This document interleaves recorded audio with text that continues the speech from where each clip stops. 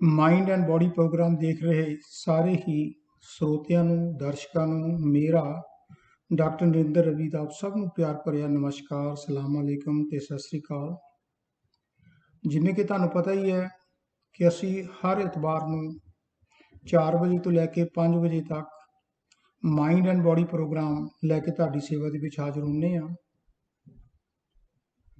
ਅੱਜ ਇਸ ਪ੍ਰੋਗਰਾਮ ਦੇ ਵਿੱਚ ਪ੍ਰੇਅਰ ਦੇ ਉੱਪਰ ਡਿਸਕਸ ਕੀਤਾ ਜਾਵੇਗਾ ਕਿ ਪ੍ਰੇਅਰ ਕਹਿੰਦੇ ਕਿਹਨੂੰ ਨੇ, ਇਹ ਕਿੰਨੇ ਪ੍ਰਕਾਰ ਦੀ ਹੁੰਦੀ ਹੈ, ਜਿਹੜੀ ਪ੍ਰੇਅਰ ਹੈ ਇਹ ਕਿੱਥੇ, ਕਦੋਂ ਅਤੇ ਕਿਸ ਦੀ ਕਰਨੀ ਚਾਹੀਦੀ ਹੈ, ਕੀ ਅਸੀਂ ਆਪਣੇ ਵੱਲੋਂ ਹੋਰ ਲੋਕਾਂ ਦੇ ਲਈ ਵੀ ਸੁੱਖ ਸ਼ਾਂਤੀ ਦੇ ਲਈ ਅਰਦਾਸ ਕਰ ਸਕਦੇ ਹਾਂ, ਬੇਨਤੀ ਕਰ ਸਕਦੇ ਹਾਂ, ਅਰਜ਼ੋਈ ਕਰ ਸਕਦੇ ਹਾਂ। ਤੇ ਫਿਰ ਇੱਕ ਸਭ ਤੋਂ ਵੱਡੀ ਜਿਹੜੀ ਇੰਪੋਰਟੈਂਟ ਗੱਲ ਹੈ, ਜਿਹੜੀ ਆਮ ਦੁਨੀਆ ਦੀ ਇਹ ਸ਼ਿਕਾਇਤ ਰਹਿੰਦੀ ਹੈ ਕਿ ਅਸੀਂ ਅਰਦਾਸਾਂ ਕਰਦੇ ਹਾਂ ਪ੍ਰਮਾਤਮਾ ਦੇ ਅੱਗੇ, ਦੁਨੀਆ ਦੇ ਅੱਗੇ, ਪਰ ਸਾਡੀਆਂ ਬਹੁਤੀਆਂ ਜਿਹੜੀਆਂ ਪ੍ਰੇਅਰਸ ਨੇ ਉਹ ਕਬੂਲ ਨਹੀਂ ਹੁੰਦੀਆਂ, ਉਹ ਮਨਜ਼ੂਰ ਨਹੀਂ ਹੁੰਦੀਆਂ।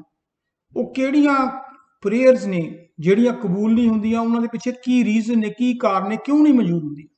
ਸੋ ਅਜਿਹੀਆਂ ਜਿਹੜੇ ਛੋਟੇ ਛੋਟੇ ਟੌਪਿਕ ਨੇ ਕਿ ਪ੍ਰੇਅਰ ਕੀ ਹੁੰਦੀ ਹੈ, how many kinds of different prayers, where, when and to whom we have to pray, ਕੀ ਅਸੀਂ ਦੂਸਰੇ ਲੋਕਾਂ ਦੀ ਲਈ ਵੀ ਪ੍ਰੇਅਰ ਕਰ ਸਕਦੇ ਹਾਂ, ਤੇ ਕਿਹੜੀ ਪ੍ਰੇਅਰ ਸਾਡੀ ਕਬੂਲ ਹੁੰਦੀ ਹੈ ਤੇ ਕਿਹੜੀ ਨਹੀਂ ਹੁੰਦੀ, ਤੇ ਜਿਹੜੀ ਨਹੀਂ ਹੁੰਦੀ ਉਹਦੇ ਕੀ ਕਾਰਨ ਨੇ। ਸੋ ਇਹ ਛੋਟੇ ਛੋਟੇ ਟੌਪਿਕ ਨੇ ਪ੍ਰੇਅਰ ਦੇ ਉੱਪਰ, ਇਹ ਆਪਾਂ ਡਿਸਕਸ ਕਰਨ ਦੀ ਕੋਸ਼ਿਸ਼ ਕਰਾਂਗੇ ਸਿੰਪਲ ਤਰੀਕੇ ਦੇ ਨਾਲ, ਤਾਂ ਕਿ ਤੁਹਾਨੂੰ ਇਹ ਸਮਝ ਆ। ਕਿਉਂਕਿ ਜਦੋਂ ਮੈਂ ਆਪਣੀ ਮਾਸਟਰਸ ਦੀ ਡਿਗਰੀ ਕਰ ਰਿਹਾ ਸੀ ਤਾਂ ਸਾਡੇ ਫਿਲਾਸਫੀ ਸਬਜੈਕਟ ਦੇ ਵਿੱਚ ਇਹ ਸਾਰੇ ਹੀ ਸਪਿਰਿਚੁਅਲ ਟੌਪਿਕ ਹੁੰਦੇ ਸੀ। ਉਦੋਂ ਕਿਉਂਕਿ ਜਵਾਨੀ ਹੁੰਦੀ ਹੈ, ਬੇਸ਼ੱਕ ਪ੍ਰੋਫੈਸਰ ਸਾਹਿਬ ਪੜ੍ਹਾ ਜਾਂਦੇ ਸੀਗੇ, ਉਹ ਸਿਰਫ ਐਗਜ਼ਾਮ ਦੇਣ ਦੇ ਲਈ ਜਾਂ ਡਿਗਰੀ ਲੈਣ ਦੇ ਲਈ ਪੜ੍ਹਦੇ ਸੀਗੇ, ਪਰ ਜਿਉਂ-ਜਿਉਂ ਜ਼ਿੰਦਗੀ ਦੇ ਵਿੱਚ ਚੀਜ਼ਾਂ ਵਾਪਰਦੀਆਂ ਗਈਆਂ, ਮਾਲਕ ਦੀ ਕਿਰਪਾ ਹੁੰਦੀ ਗਈ, ਤਾਂ ਇਹਨਾਂ ਦੀ ਜਿਹੜੇ ਟੌਪਿਕ ਨੇ, ਜਿਵੇਂ ਲਾਸਟ ਵੀਕ ਆਪਾਂ ਡੈਥ ਦੇ ਉੱਪਰ ਕੀਤਾ ਸੀ, ਤੇ ਇਸੇ ਤਰ੍ਹਾਂ ਅੱਜ ਪ੍ਰੇਅਰ ਦੇ ਉੱਤੇ ਕੀਤਾ ਹੈ, ਨੈਕਸਟ ਵੀਕ ਆਪਾਂ ਮੈਡੀਟੇਸ਼ਨ ਤੇ ਕਰਾਂਗੇ। ਉਹਦਾ ਫਿਰ ਸਾਨੂੰ ਪ੍ਰੈਕਟੀਕਲ ਸਾਨੂੰ ਪਤਾ ਦੀ ਕੀ ਇੰਪੋਰਟੈਂਸ ਹੈ। ਸੋ ਮੈਂ ਕਿਉਂਕਿ ਸਾਡੇ ਫੀਲਡ ਦੇ ਨਾਲ ਕੰਸਰਨਡ ਹੈ, ਸੋ ਇਸ ਕਰਕੇ ਇਸ ਟੌਪਿਕ ਨੂੰ ਅੱਜ ਪ੍ਰੇਅਰ ਦੇ ਨੂੰ ਬੜੀ ਸਿੰਪਲ ਤੇ ਸਾਦੇ ਤਰੀਕੇ ਨਾਲ ਮੈਂ ਜਿਹੜਾ ਸਮਝਾਉਣ ਦੀ ਕੋਸ਼ਿਸ਼ ਕਰਾਂਗਾ। Before I talk on this topic, I will request each and every one of you ਕਿ ਜੇ ਤੁਸੀਂ ਮੇਰੇ ਇਸ YouTube ਦੇ ਉੱਪਰ ਪ੍ਰੋਗਰਾਮ ਨੂੰ ਲਾਈਕ ਕਰ ਦਿਓ ਤਾਂ ਸਬਸਕ੍ਰਾਈਬ ਵੀ ਕਰ ਦਿਓ, ਤੇ ਉਹਦਾ ਫਾਇਦਾ ਇਹ ਹੋਏਗਾ ਕਿ ਜਿਹੜੇ ਕੋਈ ਹੋਰ ਭੈਣ ਭਰਾ ਜਿਨ੍ਹਾਂ ਨੂੰ ਨਹੀਂ ਪਤਾ, ਜੇ ਉਹ ਦੇਖਣਾ ਚਾਹਣ ਉਹ ਦੇਖ ਸਕਦੇ ਨੇ। YouTube ਦੇ ਉੱਪਰ ਇਕੱਲੇ ਸਪਿਰਿਚੁਅਲ ਟੌਪਿਕ ਹੀ ਨਹੀਂ ਹੈ, ਮੇਰੇ ਬਹੁਤ ਸਾਰੇ ਮੈਡੀਕਲ ਰਿਲੇਟਡ ਵੀ ਉਹਦੇ ਵਿੱਚ YouTube ਦੇ ਉੱਪਰ ਚੈਨਲ ਦੇ ਵਿੱਚ ਮੇਰੇ ਟੌਪਿਕ ਨੇ। ਡਿਫਰੈਂਟ ਸਪੈਸ਼ਲਿਸਟ ਨਾਲ, ਡਿਫਰੈਂਟ ਡਾਕਟਰਸ ਨਾਲ, ਜਿਹੜੇ ਕਿ ਕੈਨੇਡੀਅਨ ਤੇ ਅਮਰੀਕਨ ਜਿਹੜੇ ਰੈਕੋਗਨਾਈਜ਼ ਨੇ, ਉਹਨਾਂ ਦੇ ਉੱਤੇ ਵੀ ਡਿਸਕਸ ਕੀਤੀ ਹੈ, ਤੁਸੀਂ ਉਹਦਾ ਵੀ ਫਾਇਦਾ ਉਠਾ ਸਕਦੇ ਹੋ। ਐਸੇ ਤਰ੍ਹਾਂ ਹੀ ਪੋਲੀਟੀਸ਼ੀਅਨਸ ਦੇ ਨਾਲ ਵੀ ਹੈ। ਐਸੇ ਤਰ੍ਹਾਂ ਹੀ ਮੈਂ ਕੁਛ ਜਿਹੜੇ ਹੈਗੇ ਆਪਣੇ ਸੋਸ਼ਲ ਵਰਕਰ ਨੇ ਦੁਨੀਆ ਦੇ ਵਿੱਚ, ਜਿਵੇਂ ਆਪਣੇ ਓਬਰਾਏ ਸਾਹਿਬ ਸੀਗੇ, ਹਾਂਜੀ, ਉਹਨਾਂ ਦੀ ਵੀ ਇੰਟਰਵਿਊ ਕੀਤੀਆਂ, ਮੈਂ ਡਿਫਰੈਂਟ ਇੰਟਰਵਿਊ ਕੀਤੀਆਂ YouTube ਤੇ। ਸੋ ਜੇ ਤੁਸੀਂ YouTube ਤੇ ਜਾ ਕੇ ਦੇਖਣਾ ਹੋਵੇ ਤਾਂ ਇੱਕ ਤਾਂ ਹੈਗਾ ਵੀ ਕਲਿੱਕ ਕਰ ਦਿਓ, ਤੇ ਜਿਨ੍ਹਾਂ ਨੂੰ ਕਲਿੱਕ ਨਹੀਂ ਕਰਨਾ ਹੁੰਦਾ ਤਾਂ ਉਹਦਾ ਸਿੰਪਲ ਤਰੀਕਾ ਹੈ ਕਿ ਤੁਸੀਂ ਮੇਰਾ ਨਾਮ ਪਾ ਦਿਓ, doctor Narinder Ravi Goyal, automatically YouTube ਦੇ ਚੈਨਲ ਖੁੱਲ ਜਾਣਗੇ ਤੇ ਤੁਸੀਂ ਦੇਖ ਸਕਦੇ ਹੋ। ਐਸੇ ਤਰ੍ਹਾਂ ਤੁਸੀਂ ਮੇਰੀ ਫੇਸਬੁੱਕ ਤੇ ਦੇਖ ਸਕਦੇ ਹੋ। ਜੇ ਵੈਬਸਾਈਟ ਤੇ ਜਾਣਾ ਹੋਵੇ ਤਾਂ ਵੀ ਤੁਸੀਂ ਮੇਰਾ ਨਾਮ ਪਾ ਕੇ ਵੈਬਸਾਈਟ ਤੇ ਵੀ ਜਾ ਕੇ ਇਹ ਪ੍ਰੋਗਰਾਮ ਦੇਖ ਸਕਦੇ ਹੋ। ਸੋ ਜੇ ਕਿਸੇ ਨੂੰ ਭੈਣ ਭਰਾ ਨੂੰ, ਦੇਖੋ ਜਿਹੜੀ ਮੇਰੀ ਲਿਸਟ ਸੀਗੀ ਮੇਰੇ ਸੈੱਲ ਫੋਨ ਦੀ ਸੀਗੀ, ਮੈਂ ਉਹ ਆਪਣੀ ਮੈਨੇਜਮੈਂਟ ਨੂੰ ਦੇ ਦਿੱਤੀ, ਉਹ ਅੱਗੇ ਰਿਕਾਰਡ ਕਰਦੇ ਨੇ, ਉਹ ਅੱਗੇ ਤੁਹਾਨੂੰ ਮੈਸੇਜ ਭੇਜਦੇ ਨੇ। ਜੇ ਕਿਸੇ ਨੂੰ ਕੋਈ ਚੰਗਾ ਨਾ ਲੱਗਦਾ ਹੋਵੇ, ਸਿੰਪਲ ਸਾਨੂੰ ਟੈਕਸਟ ਮੈਸੇਜ ਕਰ ਦਿਓ, ਤੇ ਮੈਂ ਆਪਣੀ ਮੈਨੇਜਮੈਂਟ ਨੂੰ ਕਹਿ ਦਿਆਂਗਾ ਕਿ ਉਹ ਤੁਹਾਡਾ ਨਾਮ ਉੱਥੋਂ ਰਿਮੂਵ ਕਰ ਦੇ, ਫਿਰ ਤੁਹਾਡੇ ਕੋਲ ਉਹ ਚੈਨਲ ਨਹੀਂ ਪਹੁੰਚਣਗੇ। ਸੋ ਜੇ ਤੁਸੀਂ ਲਾਈਕ ਵੀ ਕਰਦੇ ਹੋ ਤੇ ਥੋੜਾ ਮੋਟਾ ਹੱਲਾਸ਼ੇਰੀ ਦੇਣ ਲਈ ਕਦੇ ਨਾ ਕਦੇ ਕੋਈ ਕਮੈਂਟ ਵੀ ਦਿਆ ਕਰੋ, ਚੰਗੇ ਜਾਂ ਮਾੜੇ, ਤਾਂ really I will appreciate. So let's talk about today's topic which is on prayer, ਕਿ ਪ੍ਰੇਅਰ ਹੁੰਦੀ ਕੀ ਹੈ। ਦੇਖੋ, ਜਿਹੜੇ ਤਾਂ ਸਾਡੇ ਹਿੰਦੂ ਭਰਾ ਨੇ, ਹਿੰਦੂਇਜ਼ਮ ਹੈ, ਉਹਦੇ ਵਿੱਚ ਪ੍ਰੇਅਰ ਨੂੰ ਕਹਿੰਦੇ ਨੇ ਪ੍ਰਾਰਥਨਾ, ਬੇਨਤੀ, ਪੂਜਾ, ਤੇ ਜਿਹੜੇ ਹੈਗੇ ਸਿੱਖ ਭਰਾ ਕਹਿੰਦੇ ਨੇ ਅਰਦਾਸ, ਤੇ ਜਿਹੜੇ ਹੈਗੇ ਮੁਸਲਿਮ ਭਾਈਚਾਰੇ ਦੇ ਲੋਕ ਉਹ ਇਹਨੂੰ ਨਮਾਜ਼ ਕਹਿੰਦੇ ਨੇ, ਦੁਆ ਕਹਿੰਦੇ ਨੇ, ਸਲਾਹ ਕਹਿੰਦੇ ਨੇ, ਤੇ ਜਿਹੜੇ ਕ੍ਰਿਸਚੀਅਨ ਜਾਂ ਗੋਰੇ ਲੋਕ ਨੇ ਉਹ ਇਹਨੂੰ ਪ੍ਰੇਅਰ ਕਹਿੰਦੇ ਨੇ। ਸੋ ਗੱਲ ਇੱਕੋ ਹੀ ਆ, ਡਿਫਰੈਂਟ ਲੈਂਗੁਏਜ ਨੇ। ਸੋ ਜਿਹੜੀ ਦੁਆ ਹੈ, ਜਿਹੜਾ ਐਕਚੁਅਲੀ ਪ੍ਰੇਅਰ ਹੈ, ਇਹ ਫਾਰਸੀ ਜਿਹੜਾ ਸ਼ਬਦ ਹੈ ਦੁਆ, ਉਹਦੇ ਵਿੱਚੋਂ ਲਿਆ ਸੀ, ਜਿਹਦਾ ਮਤਲਬ ਹੈ ਪੁਕਾਰਨਾ। ਦੇਖੋ, बड़ी एक सिंपल जी गल है कि हर दुनिया का बंदा किसी ना किसी समय उन्हें जरूर प्रेयर की हो या करनी होगी। देखो, ਜਦੋਂ ਅਸੀਂ ਕਿਸੇ ਮੁਸੀਬਤ ਵਿੱਚ ਫਸ ਜਾਂਦੇ ਹਾਂ, ਜਦੋਂ ਸਾਡਾ ਕੋਈ ਕੰਮ ਨਹੀਂ ਬਣਦਾ, ਜਦੋਂ ਸਾਡੀਆਂ ਇੱਛਾਵਾਂ ਹੁੰਦੀਆਂ ਨੇ ਇੱਛਾਵਾਂ ਪੂਰੀਆਂ ਨਹੀਂ ਹੁੰਦੀਆਂ, ਤਾਂ ਜਦੋਂ ਅਸੀਂ ਟੱਕਰਾਂ ਮਾਰ ਕੇ ਥੱਕ ਜਾਂਦੇ ਹਾਂ, ਤਾਂ ਫਿਰ ਅਸੀਂ ਆਪਣੇ ਤੋਂ ਵੱਡਾ ਜਿਹਨੂੰ ਵੀ ਸਮਝਦੇ ਹਾਂ ਉਹਦੇ ਕੋਲੇ ਫਰਿਆਦ ਕਰਦੇ ਹਾਂ, ਉਹਦੇ ਕੋਲੇ ਅਰਜ਼ੋਈ ਕਰਦੇ ਹਾਂ, ਉਹਦੇ ਕੋਲੇ ਬੇਨਤੀ ਕਰਦੇ ਹਾਂ, ਪ੍ਰਾਰਥਨਾ ਕਰਦੇ ਹਾਂ, ਪ੍ਰੇਅਰ ਕਰਦੇ ਹਾਂ। ਜਿਸ ਤਰ੍ਹਾਂ ਫਾਰ ਐਗਜ਼ਾਮਪਲ ਦੁਨੀਆ ਦੀ ਗੱਲ ਲੈ ਲਓ, ਜੇ ਇੱਕ ਇੰਪਲਾਈ ਫੈਕਟਰੀ ਦੇ ਵਿੱਚ ਲੱਗਿਆ, ਉਹਦੀ ਤਨਖਾਹ 2 ਜਾਂ 3000 ਡਾਲਰ ਹੈ। ਹੁਣ ਕੋਵਿਡ ਕਰਕੇ ਤੁਹਾਨੂੰ ਪਤਾ ਚੀਜ਼ਾਂ ਬਹੁਤ ਮਹਿੰਗੀਆਂ ਹੋ ਗਈਆਂ, ਦੁੱਧ ਵੀ ਮਹਿੰਗਾ ਹੋ ਗਿਆ, ਸਬਜ਼ੀਆਂ ਵੀ ਮਹਿੰਗੀਆਂ ਹੋ ਗਈਆਂ, ਆਟੇ ਵੀ ਮਹਿੰਗੇ ਹੋ ਗਏ, ਮਕਾਨਾਂ ਦੇ ਕਿਰਾਏ ਵੀ ਮਹਿੰਗੇ ਹੋ ਗਏ। ਉਹ ਜਿਹੜਾ ਇੱਕ ਇੰਪਲਾਈ ਹੈ ਉਹਦੀ ਤਨਖਾਹ ਉਨੀ ਹੈ, ਤੇ ਜਦੋਂ ਦੇਖਦਾ ਵੀ ਇੰਨੀ ਤਨਖਾਹ ਦੇ ਵਿੱਚ ਹੁਣ ਮੇਰਾ ਗੁਜ਼ਾਰਾ ਨਹੀਂ ਹੋ ਸਕਦਾ, ਬੱਚਿਆਂ ਦੀ ਸਕੂਲ ਦੀ ਫੀਸ ਵੀ ਦੇਣੀ ਹੈ, ਤਾਂ ਉਹ ਕੀ ਕਰਦਾ ਹੈ ਕਿ ਆਪਣੇ ਫੈਕਟਰੀ ਦੇ ਮਾਲਕ ਨੂੰ ਜਾਂ ਜਿੱਥੇ ਵੀ ਉਹ ਜੌਬ ਕਰਦਾ ਹੈ ਉਹਨੂੰ ਜਾ ਕੇ ਰਿਕੁਐਸਟ ਕਰਦਾ ਵੀ ਸਰ ਦੇਖੋ ਹੁਣ ਕਿੰਨੀ ਮਹਿੰਗਾਈ ਹੋ ਗਈ, ਮੇਰਾ ਇਹਦੇ ਨਾਲ ਗੁਜ਼ਾਰਾ ਨਹੀਂ ਹੁੰਦਾ, ਤੁਸੀਂ ਪਲੀਜ਼ ਮੇਰੀ ਜਿਹੜੀ ਹੈ ਥੋੜੀ ਤਨਖਾਹ ਦੇ ਵਿੱਚ ਵਾਧਾ ਕਰ ਦਿਓ। ਇੱਕ ਤਰ੍ਹਾਂ ਦੀ ਪ੍ਰੇਅਰ ਹੈ। ਅਸੀਂ ਸਕੂਲ ਦੇ ਵਿੱਚ ਜਾਂ ਕਾਲਜ ਦੇ ਵਿੱਚ ਜਾਂਦੇ ਹਾਂ ਤੇ ਉੱਥੇ ਅਸੀਂ ਆਪਣੀਆਂ ਫੀਸਾਂ ਨਹੀਂ ਦੇ ਸਕਦੇ ਜਾਂ ਐਡਮਿਸ਼ਨ ਨਹੀਂ, ਸਾਡੇ ਕੋਲ ਉਹਦੀ ਪੈਸੇ ਨਹੀਂ ਪੂਰੇ ਹੁੰਦੇ, ਅਸੀਂ ਉਸ ਕਾਲਜ ਦੇ ਪ੍ਰਿੰਸੀਪਲ ਕੋਲੇ ਉਸ ਕਾਲਜ ਦੇ ਮੈਨੇਜਮੈਂਟ ਕੋਲੇ ਜਾ ਕੇ ਰਿਕੁਐਸਟ ਕਰਦੇ ਹਾਂ ਕਿ ਸਾਡੀ ਫੀਸ ਮਾਫ ਕਰ ਦਿਓ। ਇਹ ਵੀ ਇੱਕ ਪ੍ਰੇਅਰ ਹੈ। ਸਾਡੇ ਕੋਈ ਗਲੀ ਮੁਹੱਲੇ ਦੇ ਵਿੱਚ ਪਾਣੀ ਖੜ ਜਾਂਦਾ, ਨਾਲੀਆਂ ਸਾਫ਼ ਨਹੀਂ ਹੁੰਦੀਆਂ, ਤਾਂ ਅਸੀਂ ਆਪਣੇ ਜਿਹੜਾ ਕਾਉਂਸਲਰ ਹੈ ਉਹਨੂੰ ਰਿਕੁਐਸਟ ਕਰਦੇ ਹਾਂ ਵੀ ਸਾਡੀ ਗਲੀ ਦੇ ਵਿੱਚ ਤਾਂ ਸਾਡੀ ਸਟਰੀਟ ਦੇ ਵਿੱਚ ਤਾਂ ਬਹੁਤ ਗੰਦ ਹੈ, ਤੁਸੀਂ ਸਿਟੀ ਨੂੰ ਕਹਿ ਕੇ ਬੰਦੇ ਭੇਜੋ। ਉਹ ਵੀ ਇੱਕ ਰਿਕੁਐਸਟ ਹੈ। ਇਸੇ ਤਰ੍ਹਾਂ ਹੀ ਜ਼ਿੰਦਗੀ ਦੇ ਵਿੱਚ ਅਸੀਂ ਦੁਨੀਆ ਦੇ ਵਿੱਚ ਜਿੱਥੇ ਵੀ ਸਾਡਾ ਵਾਹ ਪੈਂਦਾ, ਕਹਿਣ ਦਾ ਪਰਪਸ ਹੈ ਵੀ ਜਦੋਂ ਅਸੀਂ ਆਪ ਨਹੀਂ ਕਰ ਸਕਦੇ ਅਸੀਂ ਆਪਣੀ ਹਾਇਰ ਅਥਾਰਟੀ ਕੋਲੇ ਜਾ ਕੇ ਪ੍ਰੇਅਰ ਕਰਦੇ ਹਾਂ। ਜਿਹੜਾ ਪ੍ਰੇਅਰ ਹੈ ਨਾ ਐਕਚੁਅਲੀ ਉਹ ਹੈਗਾ request to God for help and forgiveness. ਅਸਲ ਦੇ ਵਿੱਚ ਜਿਹੜੀ ਰੂਹਾਨੀ ਪ੍ਰੇਅਰ ਹੈ ਉਹ ਉਸ ਅਲਮਾਈਟੀ ਨੂੰ ਹੈ, ਉਸ ਖੁਦਾ ਨੂੰ ਹੈ, ਉਸ ਪਰਮਾਤਮਾ ਨੂੰ ਹੈ, ਅੱਲਾ ਨੂੰ ਹੈ, ਵਾਹਿਗੁਰੂ ਨੂੰ ਹੈ ਕਿ ਕੀ ਕਹਿੰਦੇ ਉਹਨਾਂ ਨੂੰ ਕਿ ਸਾਡੀ ਹੈਲਪ ਕਰੋ, ਕਿਉਂਕਿ ਮੇਰੇ ਬਸ ਦਾ ਰੋਗ ਨਹੀਂ ਰਿਹਾ। ਜਦੋਂ ਸਾਡੇ ਬਸ ਦਾ ਰੋਗ ਨਾ ਰਹੇ ਤਾਂ ਫਿਰ ਅਸੀਂ ਹੈਲਪ ਮੰਗਦੇ ਹਾਂ। ਤੇ ਉਹਦੇ ਨਾਲ ਨਾਲ ਜਦੋਂ ਕਦੇ ਅਸੀਂ ਜ਼ਿੰਦਗੀ ਦੇ ਵਿੱਚ ਕੋਈ ਗਲਤੀਆਂ ਕਰ ਬੈਠਦੇ ਹਾਂ ਤਾਂ ਉਹਦੇ ਲਈ ਅਸੀਂ ਮਾਫੀ ਮੰਗਦੇ ਹਾਂ ਕਿ ਮੇਥੋਂ ਇਹ ਗਲਤੀਆਂ ਹੋ ਗਈਆਂ, ਤੂੰ ਤਾਂ ਬਖਸ਼ਣਹਾਰ ਹੈ, ਤੂੰ ਮੈਨੂੰ ਬਖਸ਼ ਸਕਦਾ। ਤੇ ਦੂਸਰੀ ਗੱਲ ਇਹ ਹੁੰਦੀ ਹੈ ਕਿ prayer is an opportunity to spend time with God, ਕਿ ਪ੍ਰਮਾਤਮਾ ਨਾਲ ਜਦੋਂ ਅਸੀਂ ਮੈਡੀਟੇਸ਼ਨ ਕਰਦੇ ਹਾਂ ਤਾਂ ਉਸ ਵੇਲੇ ਜਦੋਂ ਮੈਡੀਟੇਸ਼ਨ ਕਰਦੇ ਹਾਂ ਉਦੋਂ ਸਾਡਾ ਪ੍ਰਮਾਤਮਾ ਦੇ ਨਾਲ ਸਾਡੀ ਰੂਹ ਦਾ ਲਿੰਕ ਹੋ ਜਾਂਦਾ, ਅਸੀਂ ਰੂਹ ਦੇ ਦੁਆਰਾ ਪ੍ਰਮਾਤਮਾ ਨਾਲ ਗੱਲਬਾਤ ਕਰਦੇ ਹਾਂ। ਫਿਰ ਇੱਕ ਇਹ ਵੀ ਹੈ ਕਿ ਜਿਹੜੀ ਪ੍ਰੇਅਰ ਹੈ it's a appeal to almighty, ਕਿ ਉਹਨੂੰ ਬੇਨਤੀ ਕਰਦੇ ਆ ਅਲਮਾਈਟੀ ਨੂੰ ਟੂ ਗ੍ਰਾਂਟ ਆਵਰ ਰਿਕੁਐਸਟ, ਵੀ ਜਿਹੜੀਆਂ ਸਾਡੀਆਂ ਲੋੜਾਂ ਨੇ, ਸਾਡੀਆਂ ਜਿਹੜੀਆਂ ਬੇਨਤੀਆਂ ਨੇ, ਸਾਡੀਆਂ ਜਿਹੜੀਆਂ ਇੱਛਾਵਾਂ ਨੇ, ਸਾਡੀਆਂ ਜਿਹੜੇ ਦੁੱਖ ਦਰਦ ਨੇ ਉਹਨਾਂ ਨੂੰ ਤੂੰ ਪੂਰਾ ਕਰ ਦੇ। ਇਹ ਉਹਨੂੰ ਪ੍ਰਮਾਤਮਾ ਨੂੰ ਅਲਮਾਈਟੀ ਨੂੰ ਅਸੀਂ ਅਪੀਲ ਕਰਦੇ ਹਾਂ। ਸੋ ਇਸ ਤਰ੍ਹਾਂ ਇਹ ਜਿਹੜੀ ਪ੍ਰੇਅਰ ਹੈ ਇਹ ਅਸੀਂ ਦੁਨੀਆ 'ਚ ਵੀ ਕਰਦੇ ਹਾਂ ਤੇ ਆਪਣੀ ਪ੍ਰਮਾਤਮਾ ਨੂੰ ਵੀ ਕਰਦੇ ਹਾਂ। ਪਰ ਜਿਹੜੀ ਅਸਲੀ ਗੱਲ ਹੈ ਉਹ ਇਹ ਹੈ ਵੀ ਦੁਨੀਆ ਦੇ ਵਿੱਚ ਜਿੰਨੀ ਮਰਜ਼ੀ ਰਿਕੁਐਸਟ ਕਰ ਲਓ, ਪਰ ਜੇ ਅਸੀਂ ਪ੍ਰਮਾਤਮਾ ਨੂੰ ਖੁਸ਼ ਕਰ ਲਿਆ, ਜੇ ਪ੍ਰਮਾਤਮਾ ਦੀ ਨਜ਼ਰ ਅਵੱਲੀ ਹੋ ਗਈ ਤਾਂ ਦੁਨੀਆ ਦੇ ਆਟੋਮੈਟਿਕਲੀ ਸਾਰੇ ਕੰਮ ਜੋ ਤੁਹਾਡੀਆਂ ਇੱਛਾਵਾਂ ਨੇ, ਜੋ ਤੁਹਾਡੀਆਂ ਮੁਸ਼ਕਲਾਂ ਨੇ, ਜੋ ਤੁਹਾਡੀਆਂ ਡਿਮਾਂਡਸ ਨੇ, ਉਹ ਜਿਹੜੀਆਂ ਜਾਇਜ਼ ਨੇ ਉਹ ਪ੍ਰਮਾਤਮਾ ਪੂਰਾ ਕਰ ਦਿੰਦੇ। ਕਿਉਂਕਿ ਸਾਨੂੰ ਹਮੇਸ਼ਾ ਪ੍ਰਮਾਤਮਾ ਕੋਲੋਂ ਮੰਗਣਾ ਚਾਹੀਦਾ। ਇਹ ਕੋਈ ਸ਼ੱਕ ਨਹੀਂ ਕਿ ਅਸੀਂ ਦੁਨੀਆ ਨਾਲ ਵੀ ਵਾਹ ਪੈਂਦਾ, ਅਸੀਂ ਦੁਨੀਆ ਕੋਲੋਂ ਮੰਗੀ ਜਾਂਦੇ ਹਾਂ, ਪਰ ਅਲਟੀਮੇਟਲੀ ਜੇ ਅਸੀਂ ਜਿਵੇਂ ਹੁਣ ਕਹਿੰਦੇ ਨਾ ਇੱਕ ਬੰਦੇ ਦੀ ਦੋਸਤੀ ਹੈਗੀ ਕਾਂਸਟੇਬਲ ਨਾਲ, ਫਿਰ ਹੌਲਦਾਰ ਆ ਗਿਆ, ਉਥੋਂ ASI ਆ ਗਿਆ, ਸਬ ਇੰਸਪੈਕਟਰ ਆ ਗਿਆ, ਇੰਸਪੈਕਟਰ ਆ ਗਿਆ, SP ਆ ਗਿਆ, SSP ਆ ਗਿਆ, DIG ਹੋ ਗਿਆ, IG ਹੋ ਗਿਆ, DGP ਹੋ ਗਿਆ, ਫਿਰ ਮੋਦੀ ਸਾਹਿਬ ਹੋ ਗਏ, ਫਿਰ ਉਦੋਂ ਵੀ ਉੱਪਰ ਪਰਮਾਤਮਾ।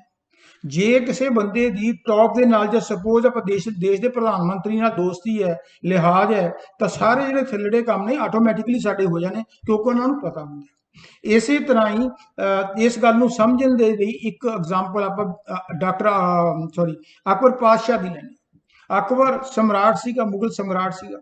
ਕਹਿੰਦੇ ਨੇ ਕਿ ਇੱਕ ਵਾਰ ਉਹ ਸ਼ਿਕਾਰ ਖੇਡਣ ਗਿਆ ਤੇ ਰਸਤਾ ਭਟਕ ਗਿਆ, ਫੌਜਾਂ ਤੋਂ ਅਲੱਗ ਹੋ ਗਿਆ ਤੇ ਉਹਨੂੰ ਭੁੱਖ ਲੱਗੀ, ਪਿਆਸ ਲੱਗੀ, ਤੇ ਉਹ ਖੇਤ ਦੇ ਵਿੱਚ ਕਿਸੇ ਕਿਸਾਨ ਦੀ ਕੁਟੀਆ 'ਚ ਜਾਂ ਝੌਂਪੜੀ 'ਚ ਗਿਆ, ਕਿਉਂਕਿ ਭੁੱਖ ਲੱਗੀ ਹੈ। ਜਦੋਂ ਕਹਿੰਦੇ ਨੇ ਨਾ ਜਿਹੜੀ ਭੁੱਖ ਹੈ ਜਾਂ ਨੀਂਦ ਨਾ ਦੇਖੇ ਬਿਸਤਰਾ, ਭੁੱਖ ਨਾ ਦੇਖੇ ਅੰਨ। ਜਦੋਂ ਭੁੱਖ ਲੱਗੀ ਹੁੰਦੀ ਹੈ ਫਿਰ ਜੋ ਵੀ ਮਿਲ ਜੇ, ਪਿਆਸ ਲੱਗੀ ਵੀ ਸੀ, ਉਹਨੇ ਕਿਸਾਨ ਨੂੰ ਕਿਹਾ ਕਿ ਮੈਨੂੰ ਪਿਆਸ ਲੱਗੀ ਹੈ ਤੇ ਮੈਨੂੰ ਭੁੱਖ ਲੱਗੀ ਹੈ, ਕੁਝ ਖਾਣ ਨੂੰ ਦੇ। ਸੋ ਕਿਸਾਨ ਪਤਾ ਸਿੰਪਲ ਹੁੰਦੇ ਨੇ, ਦਿਲ ਦਰਿਆ ਹੁੰਦੇ, ਜਿੰਨੇ ਗਰੀਬ ਲੋਕ ਹੁੰਦੇ ਨੇ ਉਹਨਾਂ ਦਾ ਦਿਲ ਵੱਡਾ ਹੁੰਦਾ। सो उन्हें की किया, जो भी कुछ ਉਹਦੇ ਕੋਲੇ ਪਈ ਸੀ ਚਟਨੀ ਨਾਲ ਜਾਂ ਦਹੀਂ ਦੇ ਨਾਲ ਜਾਂ ਮਿਰਚਾਂ ਦਾ ਅਚਾਰ ਹੋਊਗਾ, ਉਹਨੇ ਰੋਟੀ ਦੇਤੀ ਤੇ ਠੰਡਾ ਪਾਣੀ ਘੜੇ ਚੋਂ ਕੱਢ ਕੇ ਪਿਲਾਇਆ। ਅਕਬਰ ਬਹੁਤ ਖੁਸ਼ ਹੋਇਆ। ਜਦੋਂ ਅਕਬਰ ਖੁਸ਼ ਹੋਇਆ, ਅਕਬਰ ਕਹਿੰਦਾ ਵੀ ਤੂੰ ਮੇਰੀ ਬੜੀ ਸੇਵਾ ਕੀਤੀ ਹੈ, ਤੈਨੂੰ ਪਤਾ ਨਹੀਂ ਮੈਂ ਅਕਬਰ ਹਾਂ। ਬਾਦਸ਼ਾਹ ਕਹਿੰਦਾ ਅੱਛਾ ਜੀ, ਕਹਿੰਦਾ ਮੈਂ ਤੇਰੀ ਸੇਵਾ ਤੋਂ ਇੰਨਾ ਖੁਸ਼ ਹਾਂ, ਜਦੋਂ ਵੀ ਤੈਨੂੰ ਕਦੇ ਲੋੜ ਪੈ ਜੇ ਤੂੰ ਮੇਰੇ ਕੋਲੇ ਆ ਜੀ, ਮੈਂ ਤੇਰੀ ਜ਼ਰੂਰ ਹੈਲਪ ਕਰੂੰਗਾ। ਉਹ ਕਹਿੰਦਾ, ਕਿਸਾਨ ਕਹਿੰਦਾ ਸਰ ਜਦੋਂ ਮੈਂ ਆਉਂਗਾ ਮੈਨੂੰ ਆਉਣ ਵੀ ਨਹੀਂ ਦੇਣਾ ਤੁਹਾਡੇ ਕੋਲ, ਤੁਸੀਂ ਤਾਂ ਰਾਜੀ ਹੋ, ਉੱਥੇ ਮੈਨੂੰ ਫੜ ਕੇ ਧੱਕਾ ਮਾਰ ਕੇ ਬਾਹਰ ਕੱਢ ਦੇਣਾ। ਉਹ ਹੱਸ ਪਿਆ। ਉਹਨੇ ਆਪਣੀ ਉਂਗਲ ਚੋਂ ਇੱਕ ਅੰਗੂਠੀ ਕੱਢੀ ਆਪਣੀ, ਕਹਿੰਦਾ ਆ ਲੈ ਅੰਗੂਠੀ ਮੇਰੀ ਰਿੰਗ, ਜਦੋਂ ਵੀ ਤੈਨੂੰ ਕਿਤੇ ਲੋੜ ਪੈ ਜੇ ਆ ਮੇਰੀ ਅੰਗੂਠੀ ਦਿਖਾਈ, ਮੈਂ ਸਿਰਫ ਉਹਨਾਂ ਨੂੰ ਦਿੰਨਾ ਇਹ ਅੰਗੂਠੀ ਜਿਹੜੇ ਮੇਰੇ ਖਾਸ ਹੁੰਦੇ ਨੇ, ਤੈਨੂੰ ਲੈ ਕੇ ਮੈਨੂੰ ਮੇਰੇ ਨਾਲ ਮਿਲਾ ਦੇਣਗੇ। ਕਹਿੰਦੇ ਵਕਤ ਦੇ ਨਾਲ ਉਹ ਕਿਸਾਨ ਨੂੰ ਕੋਈ ਉਹਦੀ ਗਰੀਬੀ ਆ ਗਈ ਜਾਂ ਕੋਈ ਘਰ ਦੇ ਵਿੱਚ ਪ੍ਰੋਬਲਮ ਆ ਗਈ, ਉਹ ਦਿੱਲੀ ਗਿਆ। ਅਕਬਰ ਬਾਦਸ਼ਾਹ ਦੇ ਦਰਬਾਰੀਆਂ ਨੂੰ ਕਿਹਾ ਕਿ ਆ ਮੈਨੂੰ ਅਕਬਰ ਨੇ ਦਿੱਤੀ ਸੀ, ਮੈਂ ਉਹਨੂੰ ਮਿਲਣਾ। ਸੋ ਉਹਨਾਂ ਨੂੰ ਪਤਾ ਸੀ ਕਿ ਕੋਈ ਖਾਸ ਬੰਦਾ ਹੀ ਹੈ। ਉਹ ਅਕਬਰ ਦੇ ਉਹਨੂੰ ਘਰ ਛੱਡਿਆ, ਕਮਰੇ 'ਚ ਲੈ।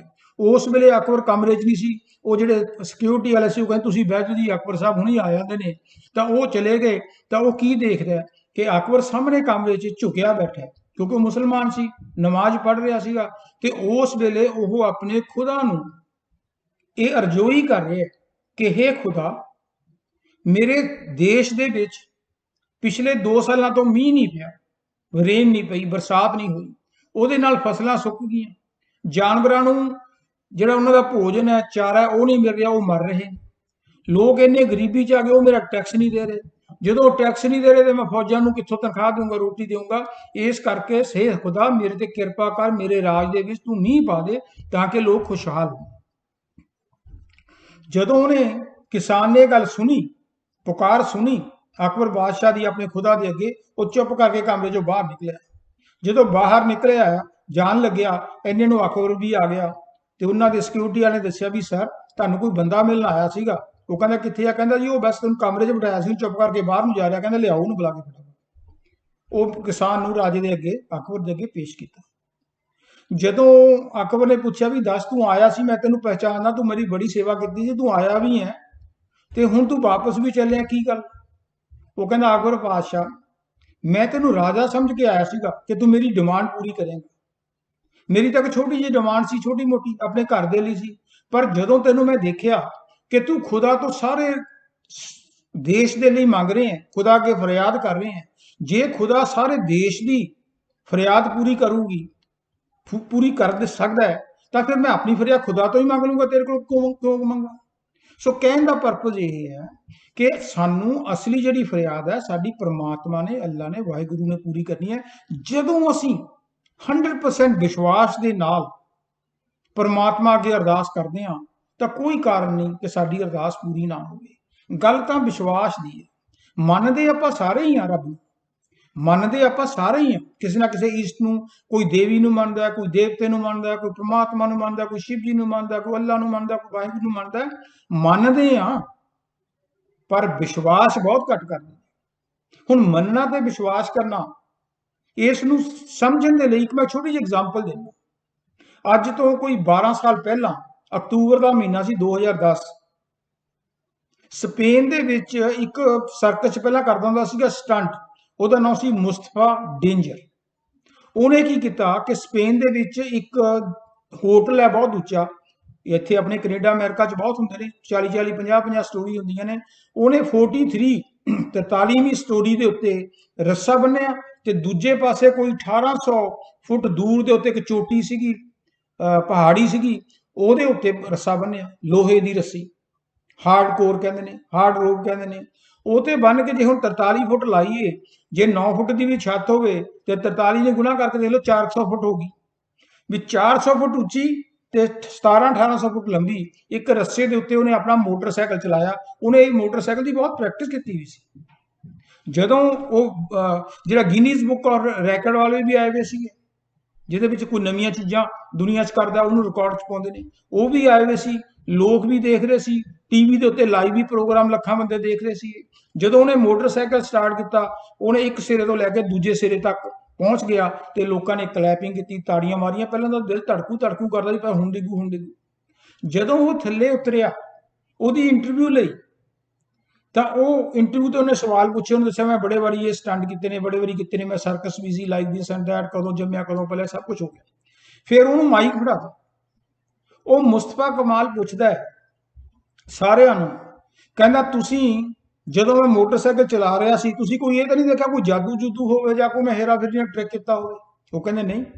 कहते ਤੁਸੀਂ ਮੰਨਦੇ हो ना कि मैं ਤੁਹਾਡੀਆਂ ਅੱਖਾਂ ਦੇ ਸਾਹਮਣੇ एक कोने तो दूजे कोने ते एक मोटरसाइकिल चला के लेके गया?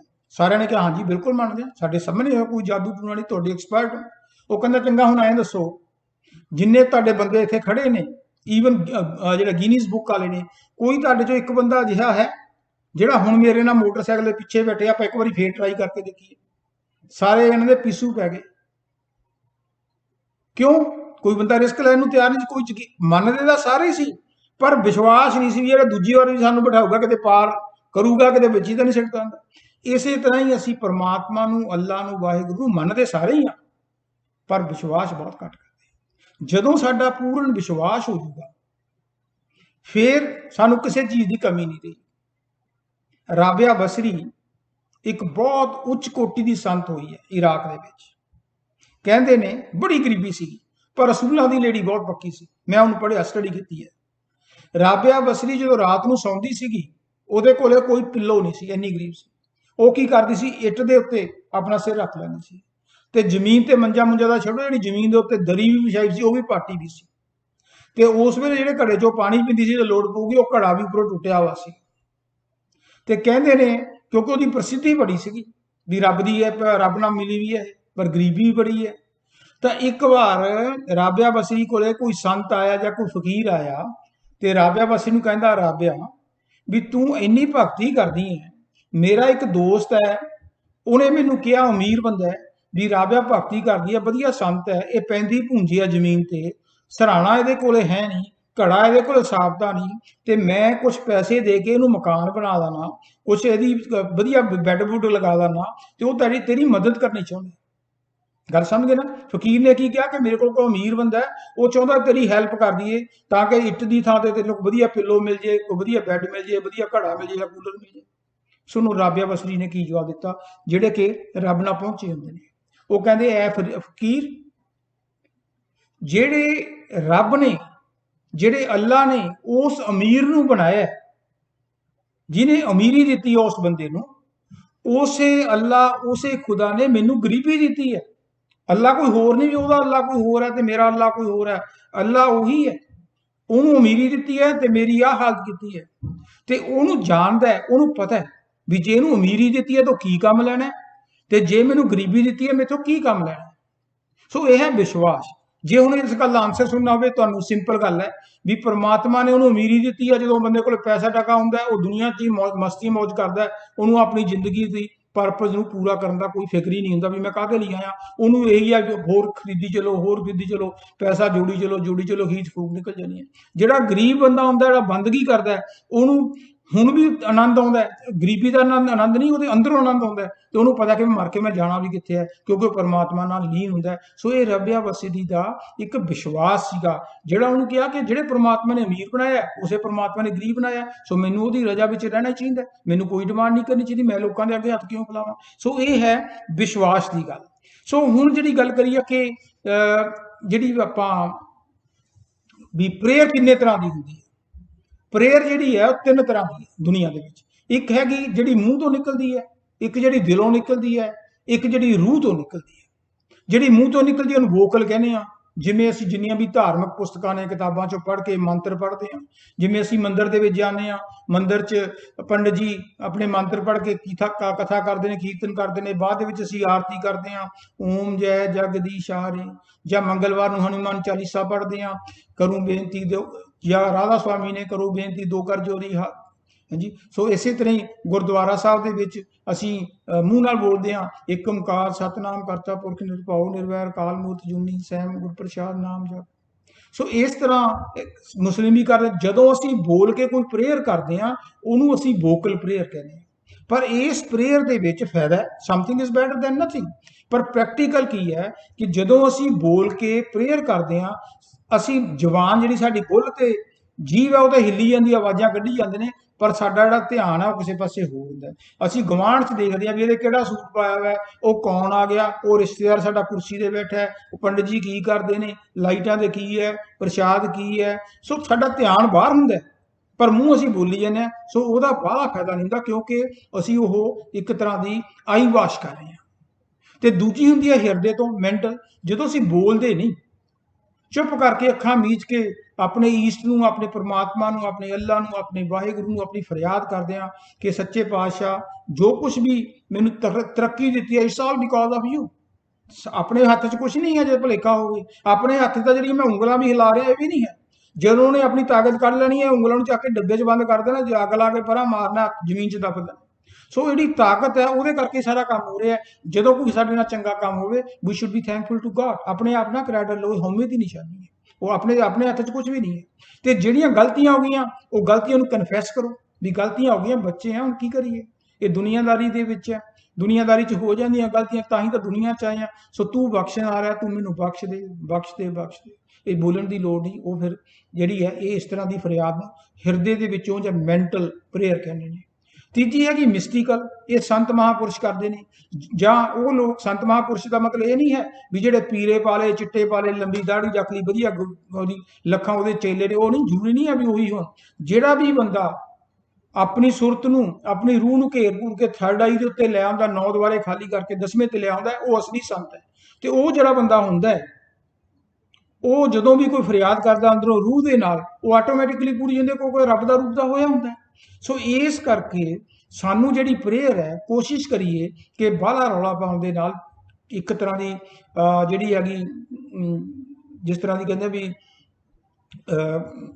ਉਂਝੀ ਫਾਰਮੈਲਿਟੀ ਪੂਰੀ ਕਰਨ ਦੇ ਨਾਲ ਨਾ ਕਰੀਏ, ਸਗੋਂ ਹਿਰਦੇ ਵਿੱਚੋਂ ਕਰੀਏ, ਅੱਖਾਂ ਮੀਚ ਕੇ ਕਰੀਏ, ਬੰਦਗੀ ਕਰੀਏ, ਸੱਚੇ ਦਿਲੋਂ ਕਰੀਏ, ਤਾਂ ਕਿ ਪੂਰਾ ਅਰਦਾਸ ਜੇ ਅਸੀਂ ਕਰਦੇ ਵੀ ਹਾਂ, ਤੇ ਅਸੀਂ ਕਹਿੰਦੇ ਹਾਂ ਓਮ ਜੈ ਜਗਦੀਸ਼ ਹਰੇ, ਇਹਦਾ ਮਤਲਬ ਵੀ ਪਤਾ ਹੋਣਾ ਚਾਹੀਦਾ।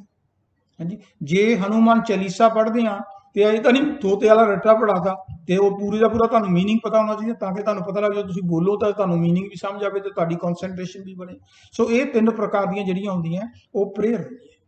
ਹੁਣ ਨੈਕਸਟ ਇਸ਼ੂ ਹੈ, ਨੈਕਸਟ ਕੰਸਰਨ ਹੈ ਵੀ ਜਿਹੜੀ ਪ੍ਰੇਅਰ ਹੈ ਉਹ ਸਾਨੂੰ ਕਿੱਥੇ ਕਰਨੀ ਚਾਹੀਦੀ ਹੈ, ਕਿ ਕਦੋਂ ਕਰਨੀ ਚਾਹੀਦੀ ਹੈ ਤੇ ਕਿਸ ਦੀ ਕਰਨੀ ਚਾਹੀਦੀ ਹੈ। ਕਦੋਂ, ਕਿੱਥੇ ਤੇ ਕਿਸ ਦੀ ਕਰਨੀ ਚਾਹੀਦੀ ਹੈ। ਕਦੋਂ ਦਾ ਪਹਿਲੀ ਗੱਲ, ਕਿ ਕਿੱਥੇ ਕਰਨੀ ਚਾਹੀਦੀ ਹੈ। ਬਾਹਲੇ ਲੋਕਾਂ ਦਾ ਖਿਆਲ ਹੈ ਕਿ ਤੁਸੀਂ ਗੁਰਦੁਆਰਾ ਸਾਹਿਬ 'ਚ ਜਾ ਕੇ, ਮੰਦਿਰ 'ਚ ਜਾ ਕੇ, ਮਸਜਿਦ ਜਾ ਕੇ, ਧਾਰਮਿਕ ਸਥਾਨ ਤੇ ਜਾ ਕੇ, ਡੇਰਿਆਂ 'ਚ ਜਾ ਕੇ ਪ੍ਰਾਰਥਨਾ ਕਰੋ, ਪ੍ਰੇਅਰ ਕਰੋ।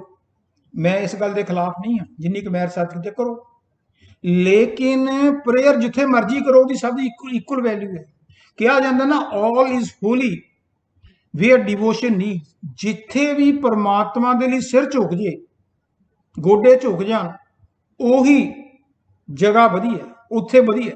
ਚਾਹੇ ਤੁਸੀਂ ਘਰੇ ਬੈਠੇ ਹੋ, ਬਾਥਰੂਮ 'ਚੋਂ ਕਾਰ ਚਲਾਉਣੇ ਹੋ, ਕਿੱਥੇ ਚੱਲਦੇ ਹੋ, ਜਿੱਥੇ ਤੁਸੀਂ ਪਰਮਾਤਮਾ ਨੂੰ ਯਾਦ ਕਰਦੇ ਹੋ, ਅਰਦਾਸ ਕਰਦੇ ਹੋ, ਉਹੀ ਜਗ੍ਹਾ ਵਧੀਆ। ਸੋ ਇਸ ਕਰਕੇ ਸਾਰੀਆਂ ਹੀ ਜਗ੍ਹਾ ਵਧੀਆ ਜਿੱਥੇ ਕਿ ਪਰਮਾਤਮਾ ਨੂੰ ਅਸੀਂ ਯਾਦ ਕਰਦੇ ਹਾਂ, ਉਹਦੀ ਅਰਦਾਸ ਕਰਦੇ ਹਾਂ। ਕਦੋਂ ਕਰਨੀ ਹੈ? ਕਦੋਂ ਦਾ ਬੜਾ ਸਿੰਪਲ ਤਰੀਕਾ ਹੈ। ਕਈ ਜਿਵੇਂ ਮੁਸਲਿਮ ਪਰਿਵਾਰ ਨੇ, ਉਹ 5 ਟਾਈਮ ਨਮਾਜ਼ ਪੜ੍ਹਦੇ ਨੇ।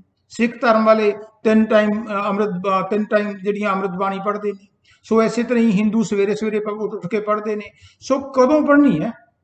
ਕਦੋਂ ਦਾ ਮਤਲਬ ਇੱਕ ਸਿੰਪਲ ਤਰੀਕਾ ਹੈ ਵੀ ਜਿਹੜਾ ਬੰਦਾ ਹੋਵੇ ਭੁੱਖਾ, ਜਿਹਨੇ 4 ਦਿਨ ਰੋਟੀ ਨਹੀਂ ਖਾਧੀ, ਤੇ ਉਹਨੂੰ ਪੁੱਛੋ ਵੀ ਭਾਈ ਸਾਹਿਬ ਬ੍ਰੇਕਫਾਸਟ ਕਰੋਗੇ ਕਿ ਲੰਚ ਕਰੋਗੇ ਕਿ ਡਿਨਰ ਸ਼ਾਮ ਨੂੰ 4-6 ਵਜੇ 7 ਵਜੇ ਕਰੋਗੇ? ਉਹ ਕੋ ਤੂੰ ਰੋਟੀ ਖਵਾ, ਮੈਨੂੰ 4 ਦਿਨ ਹੋ ਗਏ ਭੁੱਖੇ ਮਰਦੇ ਨੂੰ, ਮੈਨੂੰ ਨਹੀਂ ਪਤਾ ਬ੍ਰੇਕਫਾਸਟ ਕਰਨਾ, ਮੈਨੂੰ ਰੋਟੀ ਦੇ ਛੇਤੀ। ਇਸੇ ਤਰ੍ਹਾਂ ਹੀ ਜਿਹੜੇ ਬੰਦੇ ਨੂੰ ਟਾਈਮ ਨਾ ਮਿਲੇ, ਹਰ ਵਕਤ ਦੁਨੀਆ 'ਚ ਖੁੱਭਿਆ ਰਹੇ, ਉਹਨੂੰ ਫਿਰ ਜਿਹੜੇ ਵੀ ਟਾਈਮ ਰੱਬ ਨੂੰ ਯਾਦ ਕਰੇ ਕਰ ਲਓ। ਪਰ ਜਿਹਦੇ ਕੋਲੇ ਖੁੱਲਾ ਟਾਈਮ ਹੈ, ਤਾਂ ਉਹਦਾ ਫਰਜ਼ ਬਣਦਾ ਹੈ ਕਿ ਸਵੇਰੇ ਸਵੇਰੇ ਅੰਮ੍ਰਿਤ ਵੇਲੇ ਜ਼ਰੂਰ ਪਾਠ ਕਰੋ, ਕਿਉਂਕਿ ਉਸ ਵੇਲੇ ਕਨਸੈਂਟਰੇਸ਼ਨ ਲੱਗਦੀ ਹੈ, ਡਿਸਟਰਬੈਂਸ ਨਹੀਂ ਹੁੰਦੀ। ਤੁਹਾਡਾ ਜਿਹੜਾ ਰਾਤ ਦੀਆਂ ਥਕਾਵਟਾਂ ਹੁੰਦੀਆਂ ਨੇ, ਰਾਤ ਦੇ ਪੁੱਠੇ ਸਿੱਧੇ ਭਾਰ ਚੜੇ ਹੁੰਦੇ ਦਿਮਾਗ ਦੇ ਉੱਤੇ, ਉਹ ਫਰੈਸ਼ ਹੁੰਦੇ ਹੋ, ਤੇ ਉਸ ਵੇਲੇ ਤੁਹਾਡੀ ਜਿਹੜੀ ਬਿਰਤੀ ਹੈ ਉਹ ਛੇਤੀ ਲੱਗਦੀ ਹੈ। ਇਸੇ ਤਰ੍ਹਾਂ ਹੀ ਰਾਤ ਨੂੰ ਸੌਣ ਤੋਂ ਪਹਿਲਾਂ ਵੀ ਜ਼ਰੂਰ ਬੈਠੋ, ਆਪਣੇ ਸਾਰੇ ਦਿਨ ਦਾ ਪੜਚੋਲ ਕਰੋ, ਨੋ ਦਾ ਹੀ ਸੈਲਫ, ਆਪਣੇ ਆਪ ਨੂੰ ਸੈਲਫ ਐਨਾਲਿਸਿਸ ਕਰੋ ਕਿ ਅੱਜ ਮੈਂ ਕਿਹੜੇ ਰਿਸ਼ਤੇਦਾਰ ਨੂੰ ਪੁੱਠਾ ਬੋਲਿਆ ਆ, ਕਿਹੜੇ ਬੰਦੇ ਦੀ ਚੁਗਲੀ ਕਰਿਆ ਆ, ਕਿਹੜਾ ਬੰਦਾ ਮੈਨੂੰ ਫੋਨ ਦੇ ਉੱਤੇ। ਜਦੋਂ ਬੰਦਾ ਸਾਰਾ ਦਿਨ ਫੋਨਾਂ ਦੇ ਉੱਤੇ ਹੀ ਲੱਗੀ ਜਾਂਦਾ ਨਾ, ਦੇਖੋ ਟਾਈਮ ਨਾਲ ਸਮਝ ਆਉਂਦੀ ਹੈ। ਬਾਹਲੇ ਫੰਕਸ਼ਨਾਂ 'ਚ ਜਾ ਕੇ, ਬਾਹਲੇ ਫੋਨਾਂ 'ਚ ਕਰਕੇ, ਬਾਹਲੀਆਂ ਕੰਪਨੀਆਂ 'ਚ ਬੈਠ ਕੇ, ਮੈਂ ਨਹੀਂ ਕਹਿੰਦਾ ਨਫ਼ਰਤ ਕਰੋ, ਆਪਣੇ ਮਾਲਕ ਨੂੰ ਯਾਦ ਕਰੋ। ਜਦੋਂ ਮਿਲਦੇ ਹੋ ਕਿਸੇ ਨੂੰ ਚੁਭੋ ਨਾ, ਉਹਨੂੰ ਕੋਈ ਪੁੱਠੀ ਸਿੱਧੀ ਟੌਂਚ ਨਾ ਕਰੋ, ਵਧੀਆ ਬੋਲੇ, ਉਹਨੇ ਆਪਣੀ ਕਰਨੀ ਭੁਗਤਣੀ ਹੈ, ਆਪਾਂ ਆਪਣੀ ਕਰਨੀ ਭੁਗਤਣੀ ਹੈ। ਸੋ ਜੇ ਜ਼ਿੰਦਗੀ ਦਾ ਲਾਹਾ ਲੈਣਾ ਹੈ, ਤਾਂ ਉਹ ਇਹੀ ਹੈ ਕਿ ਉਹਦਾ ਨਾਮ ਜਪੋ ਸਵੇਰੇ ਸ਼ਾਮ। ਜਦੋਂ ਵੀ, ਜਿਵੇਂ ਬੁੱਲੇ ਸ਼ਾਹ ਨੇ ਕਿਹਾ ਸੀ ਨਾ, ਵੀ ਜਿਹੜੇ ਮੁਸਲਿਮ ਨੇ ਉਹ 5 ਟਾਈਮ ਨਮਾਜ਼ ਪੜ੍ਹਦੇ ਨੇ, ਕਹਿੰਦਾ ਮੇਰਾ ਤਾਂ ਮਨ ਕਾ ਹਰ ਸਾਹ ਚੱਲਦਾ ਰਹਿੰਦਾ, ਹਰ ਸਾਹ ਚੱਲਦਾ ਰਹਿੰਦਾ। ਸੋ ਹਰ ਟਾਈਮ, ਜਦੋਂ ਵੀ ਟਾਈਮ ਮਿਲੇ ਪਰਮਾਤਮਾ ਨੂੰ, ਕੋ ਆਪਾਂ ਡਰਾਮਾ ਦੇਖਦੇ ਹਾਂ, ਡਰਾਮੇ ਨੂੰ ਬੰਦ ਕਰਕੇ ਕੋਈ ਸਤਸੰਗ ਲਾ ਲਓ ਤੇ ਉਹਦਾ ਫਾਇਦਾ ਹੋਊਗਾ ਡਰਾਮੇ ਦੇ ਨਾਲੋਂ। ਸੋ ਇਸ ਤਰ੍ਹਾਂ ਕਿਸ ਦੀ ਕਰਨੀ ਹੈ? ਕਰਨੀ ਇਹ ਹੈ ਕਿ ਸਭ ਤੋਂ ਟੌਪ ਬੌਸ ਦੀ ਕਰੋ, ਉਹ ਹੈਗਾ ਪਰਮਾਤਮਾ ਜਿਹਨੇ ਕੁੱਲ ਕਾਇਨਾਤ ਨੂੰ ਬਣਾਇਆ। ਉਹਦੀ ਜੋ ਤੁਸੀਂ ਅਰਦਾਸ ਕਰੋਗੇ ਇਹ ਵਧੀਆ ਹੁੰਦੀ ਹੈ। ਸੋ ਇਸ ਕਰਕੇ ਰਾਬਿਆ ਬਸਰੀ ਨੇ ਕਿਹਾ ਸੀਗਾ, ਜਿਹੜੇ ਬੰਦੇ ਰੱਬ 'ਚ ਵਿਸ਼ਵਾਸ ਕਰਦੇ ਨੇ, ਇੱਕ ਰਾਬਿਆ ਬਸਰੀ ਦੀ ਹੋਰ ਗੱਲ ਮੈਨੂੰ ਯਾਦ ਆ ਗਈ, ਕਹਿੰਦੇ ਨੇ ਉਹਨੇ ਖੁਦਾ ਦੇ ਅੱਗੇ ਅਰਦਾਸ ਕੀਤੀ, ਕਿਉਂਕਿ ਭਗਤੀ ਬਹੁਤ ਕਰਦੀ ਸੀ। ਉਹ ਖੁਦਾ ਨੂੰ ਕਹਿੰਦੀ ਵੀ ਐ ਖੁਦਾ, ਜੇ ਤੇਰੀ ਮੈਂ ਮੈਡੀਟੇਸ਼ਨ, ਤੇਰੀ ਮੈਂ ਭਗਤੀ ਇਸ ਕਰਕੇ ਕਰਦੀ ਹਾਂ, ਇਸ ਡਰ ਦੇ ਕਰਕੇ ਕਰਦੀ ਹਾਂ ਕਿ ਜੇ ਤੇਰੀ ਮੈਂ ਭਗਤੀ ਨਾ ਕੀਤੀ ਤਾਂ ਮੈਨੂੰ ਨਰਕਾਂ 'ਚ ਸਿੱਟ ਦੇਂਗਾ ਤੂੰ, ਦੋਜ਼ਖ ਵਿੱਚ ਪਾ ਦੇਂਗਾ ਤੂੰ, ਤਾਂ ਮੇਰੀ ਤੈਨੂੰ ਹੱਥ ਜੋੜ ਕੇ ਬੇਨਤੀ ਹੈ, ਤੂੰ ਮੈਨੂੰ ਜ਼ਰੂਰ ਨਰਕ ਦੇ ਵਿੱਚ ਸੁੱਟੀ, ਜੇ ਮੈਂ ਇਹ ਡਰ ਕੇ ਕਰਦੀ। ਤੇ ਜੇ ਮੈਂ ਇਸ ਖੁਸ਼ੀ ਦੇ ਵਿੱਚ ਕਰਦੀ ਹਾਂ ਵੀ ਜੇ ਤੇਰੀ ਮੈਂ ਭਗਤੀ ਕਰੂੰਗੀ, ਤੇਰੀ ਅਰਦਾਸ ਕਰੂੰਗੀ, ਤੇਰੀ ਮੈਡੀਟੇਸ਼ਨ ਕਰੂੰਗੀ ਤੇ ਤੂੰ ਮੈਨੂੰ ਸਵਰਗ ਦੇ ਵਿੱਚ ਭੇਜੇਂਗਾ, ਤਾਂ ਐ ਖੁਦਾ ਮੈਨੂੰ ਸਵਰਗ 'ਚ ਵੀ ਨਾ ਭੇਜੀ। ਕਹਿੰਦੀ ਜੇ ਮੈਂ ਤੈਨੂੰ ਪਾਉਣ ਦੇ ਲਈ, ਤੇਰੇ ਨਾਲ ਮਿਲਾਪ ਕਰਨ ਦੇ ਲਈ, ਤੇਰਾ ਇੱਕ ਹੋਣ ਦੇ ਲਈ ਪ੍ਰੇਰ ਕਰਦੀ ਹਾਂ, ਤਾਂ ਪਲੀਜ਼ ਮੈਨੂੰ ਆਪਣੇ ਵਿੱਚ ਸਮਾ ਦੇ। ਸੋ ਇਹ ਹੈ ਰੱਬ ਦੇ ਵਿੱਚ ਵਿਸ਼ਵਾਸ, ਇਹ ਹੈ ਅਸਲੀ ਅਰਦਾਸ। ਸੋ ਅਸੀਂ ਕੀ ਕਰਦੇ ਹਾਂ? ਅਸੀਂ ਦੁਨੀਆ ਦੇ ਮਗਰ ਭੱਜੇ ਫਿਰਦੇ ਹਾਂ। ਜੇ ਅਸੀਂ ਸਪੋਜ਼ ਸਾਡੀ ਕੁਰਸੀ ਟੁੱਟ ਗਈ, ਕੋਈ ਮੇਜ਼ ਟੁੱਟ ਗਿਆ, ਅਸੀਂ ਮੇਜ਼ ਨੂੰ ਠੀਕ ਕਰਾਉਣ ਦੇ ਲਈ ਇੱਧਰ ਉੱਧਰ ਭੱਜਾਂਗੇ। ਜੇ ਕੋਈ ਸਾਡਾ ਦੋਸਤ ਤਰਖਾਣ ਹੋਵੇ, ਕਾਰਪੈਂਟਰ ਹੋਵੇ, ਤੁਹਾਡੇ ਨਾਲ ਰਹਿੰਦਾ ਹੋਵੇ, ਤੇ ਤੁਹਾਨੂੰ ਕੁਰਸੀਆਂ ਦੀ ਕੀ ਔਕਾ, ਛੱਡ ਯਾਰ ਉਹਨੂੰ ਸਿੱਟ ਕਰ ਹੋਵੇ ਤਾਂ ਮੈਂ ਨਵੀਂ ਬਣਾ ਦਵਾਂ। ਸੋ ਇਸੇ ਤਰ੍ਹਾਂ ਹੀ ਜੇ ਸਾਡੀ ਪਰਮਾਤਮਾ ਨਾਲ ਦੋਸਤੀ, ਸਾਨੂੰ ਕਿਸੇ ਚੀਜ਼ ਦੀ ਕਮੀ ਨਹੀਂ ਰਹਿਣੀ। ਇਹ ਲੋਕਾਂ ਨੂੰ ਲੱਗਦਾ ਵੀ ਉਹ ਬੋਲਣਾ ਬੰਦ ਕਰਤਾ ਜੀ, ਇਹ ਬੁਲਾਉਂਦਾ ਨਹੀਂ ਘਰ ਜਾ ਕੇ, ਇਹ ਅਲੱਗ ਰਹਿੰਦਾ, ਉਹਦੀ ਆਪਾਂ ਨੂੰ ਨਸ਼ਾ ਅਲੱਗ ਚੜਿਆ ਹੋਵੇ। ਆਪਾਂ ਨੂੰ ਇੱਕ ਭੁਲੇਖਾ ਵੀ ਨਸ਼ਾ ਉਹਨਾਂ ਨੂੰ ਚੜਦਾ ਜਿਹਦੇ ਚਿੱਟੇ ਕੱਪੜੇ ਪਾਏ ਹੋਣਗੇ, ਲੰਬੇ ਵਾਲ ਰੱਖੇ ਹੋਣਗੇ, ਦਾੜੀ ਲੰਬੀ ਰੱਖੀ ਹੋਊਗੀ, ਟਿੱਕਾ ਲਾਇਆ ਹੋਊਗਾ ਵੱਡਾ। ਨਹੀਂ, ਜਿਹਨੇ ਵੀ ਅੰਦਰੋਂ ਤਰੱਕੀ ਕਰ ਲਈ। ਜਦੋਂ ਆਪਾਂ ਕੋਈ IAS ਦਾ ਐਗਜ਼ਾਮ ਦਿੰਨੇ ਆ, ਉਹ ਦੇਖਦੇ ਆ ਵੀ ਇਹਦੇ ਕਿਹੜੇ ਕੱਪੜੇ ਪਾਏ ਸੀਗੇ, ਉਹੀ ਫਸਟ ਆਊਗਾ, ਜਾਂ ਇਹਦੇ ਧੋਤੀ ਪਾਈ ਵੀ ਆ, ਜਿਹਦੇ ਟੋਪੀ ਲਈ ਵੀ ਆ, ਜਿਹਦੇ ਪੱਗ ਬੰਨੀ ਵੀ ਹੈ। ਜਿਹੜਾ ਵੀ ਮਿਹਨਤ ਕਰਦਾ, ਜਿਹੜਾ ਵੀ ਐਗਜ਼ਾਮ ਕਲੀਅਰ ਕਰ ਲੈਂਦਾ, ਉਹੀ IAS ਅਫਸਰ ਬਣ ਜਾਂਦਾ, ਉਹੀ DC ਬਣ ਜਾਂਦਾ।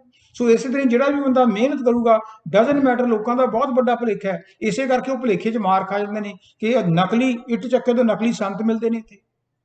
ਉਹਨਾਂ ਨੂੰ ਪਤਾ ਨਹੀਂ, ਇੱਧਰਲੀ ਉਧਰਲੀਆਂ ਗੱਲਾਂ ਸੁਣਾਤੀਆਂ, ਨਾ ਆਪ ਤਰੱਕੀ ਕੀਤੀ ਹੁੰਦੀ ਹੈ, ਆਪਣੇ ਪਰਿਵਾਰ ਨੂੰ ਉਹ ਸਟੈਬਲਿਸ਼ ਕਰਦੇ ਨੇ।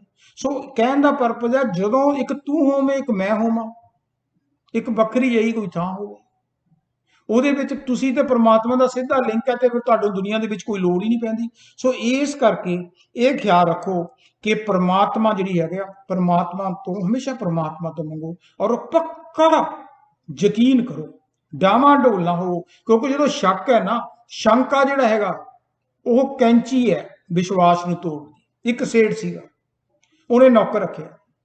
ਜਦੋਂ ਨੌਕਰ ਰੱਖਿਆ ਤਾਂ ਉਹ ਸਫਾਈ ਕਰਨ ਲੱਗਿਆ, ਵੈਕਿਊਮ ਕਰਨ ਲੱਗਿਆ ਕਮਰੇ 'ਚ। ਸੇਠ ਨੇ ਇੱਕ ਕਮਰੇ 'ਚ ਆ ਕੇ $5 ਸਿੱਟਤੇ ਵੀ ਦੇਖੀਏ ਇਮਾਨਦਾਰ ਵੀ ਆ, ਕਿਤੇ ਹੋਰ ਤਾਂ ਹੀ ਠੱਗੀ ਕਰਕੇ ਲੈ। ਉਹ ਨੌਕਰ ਗਿਆ ਕਮਰੇ 'ਚ, ਤੇ ਜੋ ਵੈਕਿਊਮ ਕਰਦਾ ਉਹਨੂੰ $5 ਲੱਭੇ, ਤੇ ਉਹਨੇ ਆ ਕੇ ਸੇਠ ਜੀ ਨੂੰ ਫੜਾਤਾ ਵੀ ਸੇਠ ਜੀ ਉਹ ਕਮਰੇ 'ਚ $5 ਪਏ ਸੀਗੇ। ਉਹਨੇ ਫੜ ਲਏ। ਸੇਠ ਨੂੰ ਕਿਉਂਕਿ ਸ਼ੱਕੀ ਸੀਗਾ, ਉਹਨੇ ਕਿਹਾ ਸ਼ਾਇਦ $5 ਹੈ ਤਾਂ ਮੋੜਦੇ, ਜਦੋਂ ਵੱਡਾ ਨੋਟ ਹੁੰਦਾ ਨਾ ਮੋੜਨਾ ਸੀ। ਉਹਨੇ ਦੂਜੇ ਦਿਨ 20 ਰੱਖਤੇ ਕਿਸੇ ਹੋਰ ਕਮਰੇ 'ਚ। ਉਹ ਦੂਜੇ ਦਿਨ ਸਫਾਈ ਕਰਨ ਲੱਗਿਆ, ਉਹਨੇ ਲਿਆ ਕੇ ਤਾਂ ਸੇਠ ਜੀ $20 ਪਏ ਸੀ। ਉਹਨੇ ਫੜ ਲਏ। ਉਹਨੇ ਕਿਹਾ 20 ਹੋਈ ਹੈ, ਸ਼ਾਇਦ ਕੋਈ ਵੱਡੀ ਚੀਜ਼ ਕਰਨੀ ਹੋਗੀ। ਉਹਨੇ 100 ਰੱਖਤਾ ਇੱਕ ਦਿਨ, ਉਹਨੇ 100 ਵੀ ਮੋੜਤਾ। ਫਿਰ ਉਹਨੇ ਕਿਹਾ ਇਹ ਨਹੀਂ ਗੱਲ, ਉਹਨੇ ਸੋਨੇ ਦੀ ਆਪਣੀ ਮੁੰਦੀ ਲਾ ਕੇ ਜਾਂ ਚੇਨ ਲਾ ਕੇ ਕਮਰੇ 'ਚ ਬਾਥਰੂਮ 'ਚ ਟੰਗਤੀ ਵੀ ਸਾਫ਼ ਕਰੂਗਾ। ਜਦੋਂ ਟੰਗੀ ਤੇ ਉਹਨੇ ਚੇਨ ਲਾਈ ਅਗਲੇ ਦਿਨ, ਤੇ ਉਹ ਸੇਠ ਨੂੰ ਚੇਨ ਫੜਾਤੀ। ਚੇਨ ਫੜ ਲਈ ਸੇਠ ਨੇ, ਕਹਿੰਦਾ ਸੇਠ ਜੀ ਬਸ ਮੈਂ ਹੋਰ ਨੌਕਰੀ ਨਹੀਂ ਕਰਨੀ। ਉਹ ਕਹਿੰਦਾ ਕਿਉਂ? ਕਹਿੰਦਾ ਸ਼ੱਕ ਦੀ ਵੀ ਕੋਈ ਹੱਦ ਹੁੰਦੀ ਹੈ। ਤੁਹਾਨੂੰ ਇੱਕ ਚੀਜ਼ ਤੋਂ ਨਹੀਂ ਪਤਾ, ਜੇ ਤੁਸੀਂ ਮੇਰੇ ਤੇ ਹਰ ਵਕਤ ਸ਼ੱਕ ਕਰੀ ਜਾਣਾ ਤੇ ਫਿਰ ਮੈਂ ਕੰਮ ਕਿਵੇਂ ਕਰੂੰਗਾ? ਸੋ ਇਸ ਕਰਕੇ ਜਦੋਂ ਸਾਡੀਆਂ ਲੋੜਾਂ ਪੂਰੀਆਂ ਨਹੀਂ ਹੁੰਦੀਆਂ, ਜਿਹੜੇ ਵੀ ਅਸੀਂ ਗੁਰੂ ਨੂੰ, ਜਿਹੜੇ ਵੀ ਰੱਬ ਨੂੰ, ਜਿਹੜੀ ਵੀ ਈਸ਼ਟ ਨੂੰ ਅਸੀਂ ਪੂਜਦੇ ਹਾਂ, ਉਹਦਾ ਸਾਡਾ ਜਿਹੜਾ ਉਹਦੇ ਪ੍ਰਤੀ 100% ਵਿਸ਼ਵਾਸ ਹੋਣਾ ਚਾਹੀਦਾ। ਜਦੋਂ ਸਾਡਾ 100% ਵਿਸ਼ਵਾਸ ਹੋਊਗਾ, ਫਿਰ ਸਾਡੀਆਂ ਜਿਹੜੀਆਂ ਅਰਦਾਸਾਂ ਨੇ, ਦੁੱਖਾਂ ਨੇ, ਮੁਸੀਬਤਾਂ ਨੇ, ਸ਼ੰਕਾਵਾਂ ਨੇ, ਇੱਛਾਵਾਂ ਨੇ, ਉਹ ਡੈਫੀਨੇਟਲੀ ਪੂਰੀਆਂ ਹੋਣਗੀਆਂ। ਹਾਂ, ਸਾਨੂੰ ਸਬਰ ਵੀ ਕਰਨਾ ਪਊਗਾ। ਜੇ ਇੱਕ ਮਾਂ ਜਿਹਦੇ ਕੁੜੀਆਂ ਮੁੰਡਾ ਨਹੀਂ ਹੁੰਦਾ, ਤੇ ਉਹ ਕਹਿੰਦੀ ਹੈ ਵੀ ਸੱਚੇ ਪਾਤਸ਼ਾਹ ਕੁੜੀਆਂ ਨੇ ਤੇਰੇ ਹੱਥ ਸਭ ਕੁਝ ਹੈ, ਤੂੰ ਮੁੰਡਾ ਹੀ ਦੇ ਦੇ ਮੈਨੂੰ, ਹੁਣ ਚੌਥੇ ਮਹੀਨੇ ਤਾਂ ਮੁੰਡਾ ਹੋਣ ਨਹੀਂ ਲੱਗਾ, ਉਹਦੇ ਲਈ ਹੋ ਸਕਦਾ 2 ਸਾਲ ਲੱਗ ਜਾਣ। ਜੇ ਨਾਲੇ ਦੂਸਰੀ ਗੱਲ ਹੈ, ਬਿਨ ਬੋਲਿਆਂ ਸਭ ਕੁਝ ਜਾਣਦਾ, ਕਿਸ ਆਗੇ ਕੀजिए ਅਰਦਾਸ। ਉਹ ਪਰਮਾਤਮਾ ਜਾਨੀ ਜਾਨ ਹੈ, ਉਹਦੇ ਕੋਲ ਅਰਦਾਸ ਕਰਨ ਦੀ ਲੋੜ ਨਹੀਂ। ਕਈ ਵਾਰ ਅਸੀਂ ਕਹਿੰਦੇ ਮੇਰੀ ਕੁੜੀ 40 ਸਾਲ ਦੀ ਹੋਗੀ, ਦੂਜੀ 35 ਦੀ ਹੋਗੀ, ਲੋਕ ਕੀ ਕਹਿਣਗੇ ਵਿਆਹ ਨਹੀਂ ਹੁੰਦਾ, ਜਾਂ ਮੇਰੇ ਮੁੰਡੇ ਦਾ ਵਿਆਹ ਨਹੀਂ ਹੁੰਦਾ, ਕਰ ਲਓ ਮੁੰਡੇ ਦਾ ਵਿਆਹ। ਜਦੋਂ ਤੁਸੀਂ ਰੱਬ ਨੂੰ ਬਾਰ-ਬਾਰ ਕਰਕੇ ਮਜਬੂਰ ਕਰ ਦਿੰਦੇ ਹੋ, ਉਧਰੋਂ ਮੁੰਡੇ ਦਾ ਵਿਆਹ ਹੋਗਾ, ਤੁਸੀਂ ਖੁਸ਼ੀ ਵੀ ਉਹਨਾਂ ਨੂੰ 4 ਦਿਨ ਦੀ ਖੁਸ਼ੀ ਹੁੰਦੀ ਹੈ, ਨੂੰਹ ਆਉਂਦੀ ਹੈ ਮੁੰਡੇ ਨੂੰ ਲੈ ਕੇ ਲੱਗ ਹੁੰਦੀ ਹੈ, ਫਿਰ ਤੁਸੀਂ ਰੋਂਦੇ ਹੋ। ਪਰਮਾਤਮਾ ਨੂੰ ਪਤਾ ਕਿਹੜੀ ਚੀਜ਼ ਹੈ। ਸੋ ਸਾਨੂੰ 100% ਜਿੱਥੇ ਵੀ ਕਰਦਾ, ਜਿਵੇਂ ਵੀ ਕਰਦਾ, ਉਸੇ ਤਰ੍ਹਾਂ ਹੀ ਸਾਨੂੰ ਉਹਦੀ ਰਜ਼ਾ 'ਚ ਰਹਿਣਾ ਚਾਹੀਦਾ ਹੈ। ਜਦੋਂ ਅਸੀਂ ਉਹਦੀ ਰਜ਼ਾ 'ਚ ਰਹਿੰਦੇ ਹਾਂ, ਫਿਰ ਸਾਨੂੰ ਅੰਦਰੋਂ ਖੁਸ਼ੀ ਹੁੰਦੀ ਹੈ। ਅਮੀਰੀ ਹੈ, ਗਰੀਬੀ ਹੈ, ਘੱਟ ਬੋਲਦਾ, ਵੱਧ ਬੋਲਦਾ, ਇੱਕ ਤਾਂ ਪਹਿਲੀ ਗੱਲ ਬਿਮਾਰੀ ਫੋਨਾਂ ਦੀ ਹੈ, ਟੈਕਸਟ ਦੀ ਹੈ। ਸਵੇਰੇ ਉੱਠ ਕੇ ਟੈਕਸਟ ਕਰੋ, ਫੋਨ ਕਰੋ। ਜੇ ਕੋਈ ਬੰਦਾ ਫੋਨ ਨਹੀਂ ਕਰਦਾ, ਕਈ ਵਾਰੀ ਸੋਚਦੇ ਨੇ ਵੀ ਤੈਨੂੰ ਤਾਂ ਕੋਈ ਫੋਨ ਨਹੀਂ ਆਉਂਦਾ। ਮੈਂ ਤੁਹਾਨੂੰ ਦਾਅਵੇ ਨਾ ਕਹਿਣਾ, ਜੇ ਤੁਹਾਨੂੰ ਕਿਸੇ ਦਾ ਫੋਨ ਨਹੀਂ ਆਉਂਦਾ, ਤੁਸੀਂ ਚੰਗੇ ਪਾਸੇ ਲੱਗੇ ਹੋਏ। ਜੇ ਤੁਸੀਂ ਟੀਵੀ ਨਹੀਂ ਦੇਖਦੇ, ਚੰਗੇ ਪਾਸੇ ਲੱਗੇ ਹੋਏ, ਆਪਣਾ ਮਸਤ ਰਹਿਣੇ। ਹਾਂਜੀ, ਸੋ ਇਸ ਕਰਕੇ ਹਮੇਸ਼ਾ ਕੋਸ਼ਿਸ਼ ਕਰੋ ਕਿ ਪਰਮਾਤਮਾ ਨੂੰ ਸੱਚੇ ਦਿਲੋਂ ਅਰਦਾਸ ਕਰੋ। ਅਰਦਾਸ ਕਰਨ ਦੀ ਲੋੜ ਨਹੀਂ ਹੈ, ਯਕੀਨ ਕਰਨ ਦੀ ਲੋੜ ਹੈ। ਫਿਰ ਹੁਣ ਅਗਲਾ ਟੌਪਿਕ ਹੈ ਕਿ ਕੀ ਅਸੀਂ ਦੂਜਿਆਂ ਦੇ ਲਈ ਵੀ ਅਰਦਾਸ ਕਰ ਸਕਦੇ ਹਾਂ। ਖਾਸ ਕਰਕੇ ਮੁਸਲਿਮ ਭਾਈਚਾਰੇ ਦੇ ਵਿੱਚ ਕਿਹਾ ਜਾਂਦਾ ਕਿ ਸਾਨੂੰ ਆਪਣੀ ਦੁਆਵਾਂ ਦੇ ਵਿੱਚ ਯਾਦ ਰੱਖੋ, ਔਰ ਸਿੱਖ ਧਰਮ 'ਚ ਕਿਹਾ ਜਾਂਦਾ ਹੈ ਤੇਰਾ ਭਾਣਾ ਮਿੱਠਾ ਲੱਗੇ। ਜਦੋਂ ਅਸੀਂ ਸਾਰੀ ਦੁਨੀਆ ਦੇ ਲਈ ਚੰਗਾ ਮੰਗਦੇ ਹਾਂ ਤੇ ਉਹਦੇ ਵਿੱਚ ਦੁਨੀਆ 'ਚ ਅਸੀਂ ਵੀ ਆ ਜਾਂਦੇ ਹਾਂ, ਆਟੋਮੈਟਿਕਲੀ ਸਾਡਾ ਵੀ ਫਾਇਦਾ ਹੋ ਜਾਊਗਾ।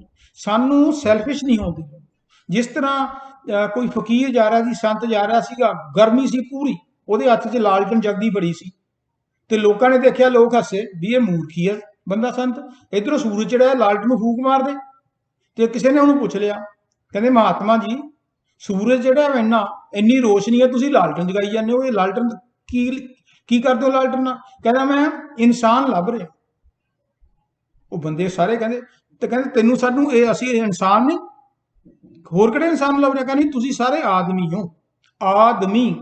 ਤੁਹਾਨੂੰ ਸਾਹ ਆ ਗਿਆ ਤਾਂ ਤੁਸੀਂ ਆਦਮੀ ਹੋ, ਸਾਹ ਨਿਕਲ ਗਿਆ ਲਾਸ਼ਾਂ। ਕਹਿੰਦੇ ਫਿਰ ਇਨਸਾਨ ਤੁਸੀਂ ਕਿਹੜੇ ਇਨਸਾਨ ਤੋਂ ਕੀ ਲੈਂਦੇ ਹੋ ਮਤਲਬ? ਕਹਿੰਦੇ ਇਨਸਾਨ ਤੋਂ ਮਤਲਬ ਉਹ ਲੈਣਾ ਜਿਹਨੇ ਕਾਮ, ਕ੍ਰੋਧ, ਲੋਭ, ਮੋਹ, ਹੰਕਾਰ ਕਾਬੂ 'ਚ ਕਰ ਲਿਆ ਆਪਣਾ। ਉਹ ਬਹੁਤ ਘੱਟ ਬੰਦੇ ਨੇ। ਜੇ ਕੋਈ ਬੰਦਾ ਤੁਹਾਨੂੰ ਗਾਲਾਂ ਕੱਢਦਾ, ਤੁਹਾਡੀ ਨਿੰਦਿਆ ਚੁਗਲੀ ਕਰਦਾ, ਜੇ ਤੁਸੀਂ ਵੀ ਉਹਦਾ ਜਵਾਬ ਦਿੱਤਾ, ਫਿਰ ਵਾਟਸ ਦਾ ਡਿਫਰੈਂਸ? ਜੇ ਕੋਈ ਬੰਦਾ ਬੇਈਮਾਨੀ ਕਰਦਾ ਤਾਂ ਤੁਸੀਂ ਕਹੋ ਚੱਲ ਮੈਂ ਵੀ ਨਾਲ ਲੱਗ ਜਾਣਾ ਵੀ ਉਹ ਵੀ ਕਰਦਾ, ਫਿਰ ਵਾਟ ਇਜ਼ ਦਾ ਡਿਫਰੈਂਸ? ਜਦੋਂ ਅਸੀਂ ਆਪਣੀਆਂ ਇਹਨਾਂ ਚੀਜ਼ਾਂ ਦੇ ਉੱਤੇ ਕੰਟਰੋਲ ਕਰਦੇ ਹਾਂ, ਕੰਟਰੋਲ ਤਾਂ ਹੀ ਹੁੰਦਾ ਜਦੋਂ ਅਸੀਂ ਮੈਡੀਟੇਸ਼ਨ ਦੇ ਵਿੱਚ ਇਕੱਲੇ ਬੈਠਦੇ ਹਾਂ, ਉਹਦੇ ਰੱਬ ਨਾਲ ਗੱਲ ਕਰਦੇ ਹਾਂ, ਤੁਹਾਡੇ ਵਿੱਚ ਹੌਲੀ ਹੌਲੀ ਚੇਂਜਿਸ ਆਊਗੀ।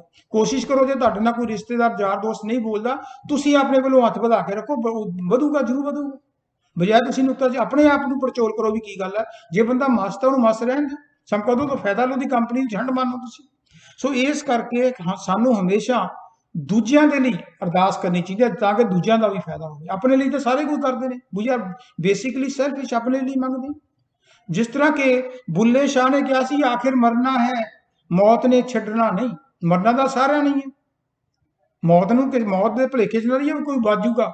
ਆਖਿਰ ਮਰਨਾ ਹੈ, ਮੌਤ ਨੇ ਛੱਡਣਾ ਨਹੀਂ, ਯਾਰਾ ਕਿਸੇ ਲਈ ਮਰੇ, ਯਾਰਾ ਕਿਸੇ ਲਈ ਮਰੇ ਤਾਂ ਜਾਣਾ।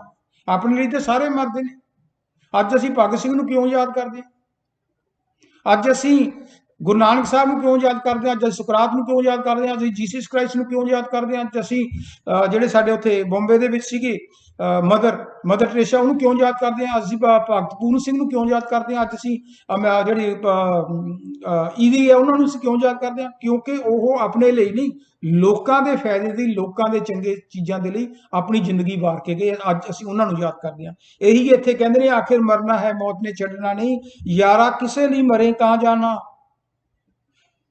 ਤੇਰਾ ਇਕੱਲੇ ਦਾ ਤੈਰਨਾ ਬਹਾਦਰੀ ਨਹੀਂ। ਜਿਹੜੇ ਸਵੀਮਿੰਗ ਕਰਦੇ ਨੇ, ਮੈਂ ਘੰਟਾ ਕਰ ਲਿਆ, 2 ਕਰ ਲਿਆ, ਉਹਦਾ ਕੋਈ ਫਾਇਦਾ ਨਹੀਂ। ਜਦੋਂ ਕੋਈ ਡੁੱਬ ਰਿਹਾ ਹੋਵੇ ਨਾ, ਤਾਂ ਫੇਰ ਬਚਾਵੇ, ਫੇਰ ਉਹਦੀ ਬਹਾਦਰੀ ਹੈ। ਤੇਰਾ ਇਕੱਲੇ ਦਾ ਤੈਰਨਾ ਬਹਾਦਰੀ ਨਹੀਂ, ਕਿਸੇ ਡੁੱਬਦੇ ਨੂੰ ਲੈ ਕੇ ਤਰੇ ਤਾਂ ਜਾਣਾ।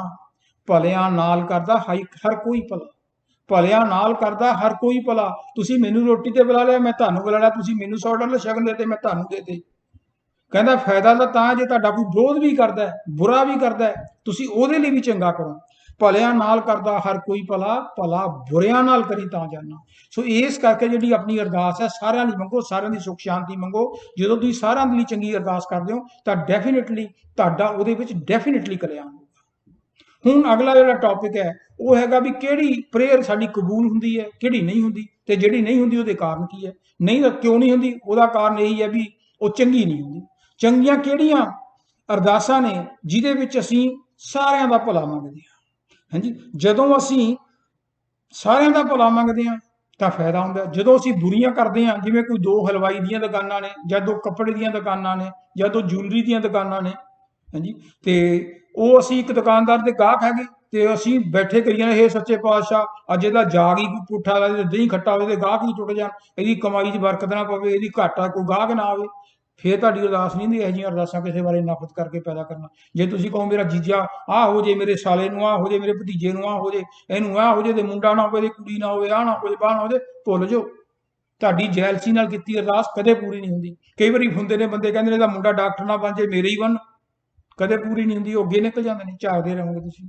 ਸੋ ਇਸ ਕਰਕੇ ਹੁਣ ਆਪਣੇ ਲਈ ਤੁਸੀਂ ਦੂਜੇ ਦੇ ਨੁਕਸਾਨ ਲਈ ਨਾ ਕਦੀ ਮੰਗੋ, ਦੂਜੇ ਦੇ ਬੁਰੇਪਨ ਦੇ ਲਈ ਨਾ ਮੰਗੋ। ਦੋ ਕ੍ਰਿਕਟ ਦੀਆਂ ਟੀਮਾਂ ਖੇਡ ਰਹੀਆਂ, ਇੰਡੀਆ ਤੇ ਪਾਕਿਸਤਾਨ, ਸਾਡਾ ਇਹ ਹੱਕ ਅਸੀਂ ਪਰਮਾਤਮਾ ਅੱਗੇ ਅਰਦਾਸ ਕਰੀਏ ਕਿ ਸੱਚੇ ਪਾਤਸ਼ਾਹ ਸਾਡੀ ਟੀਮ ਨੂੰ ਇੰਨਾ ਵਧੀਆ ਖਿਡਾਈ ਤਾਂ ਕਿ ਜਿੱਤ ਜਾਣ।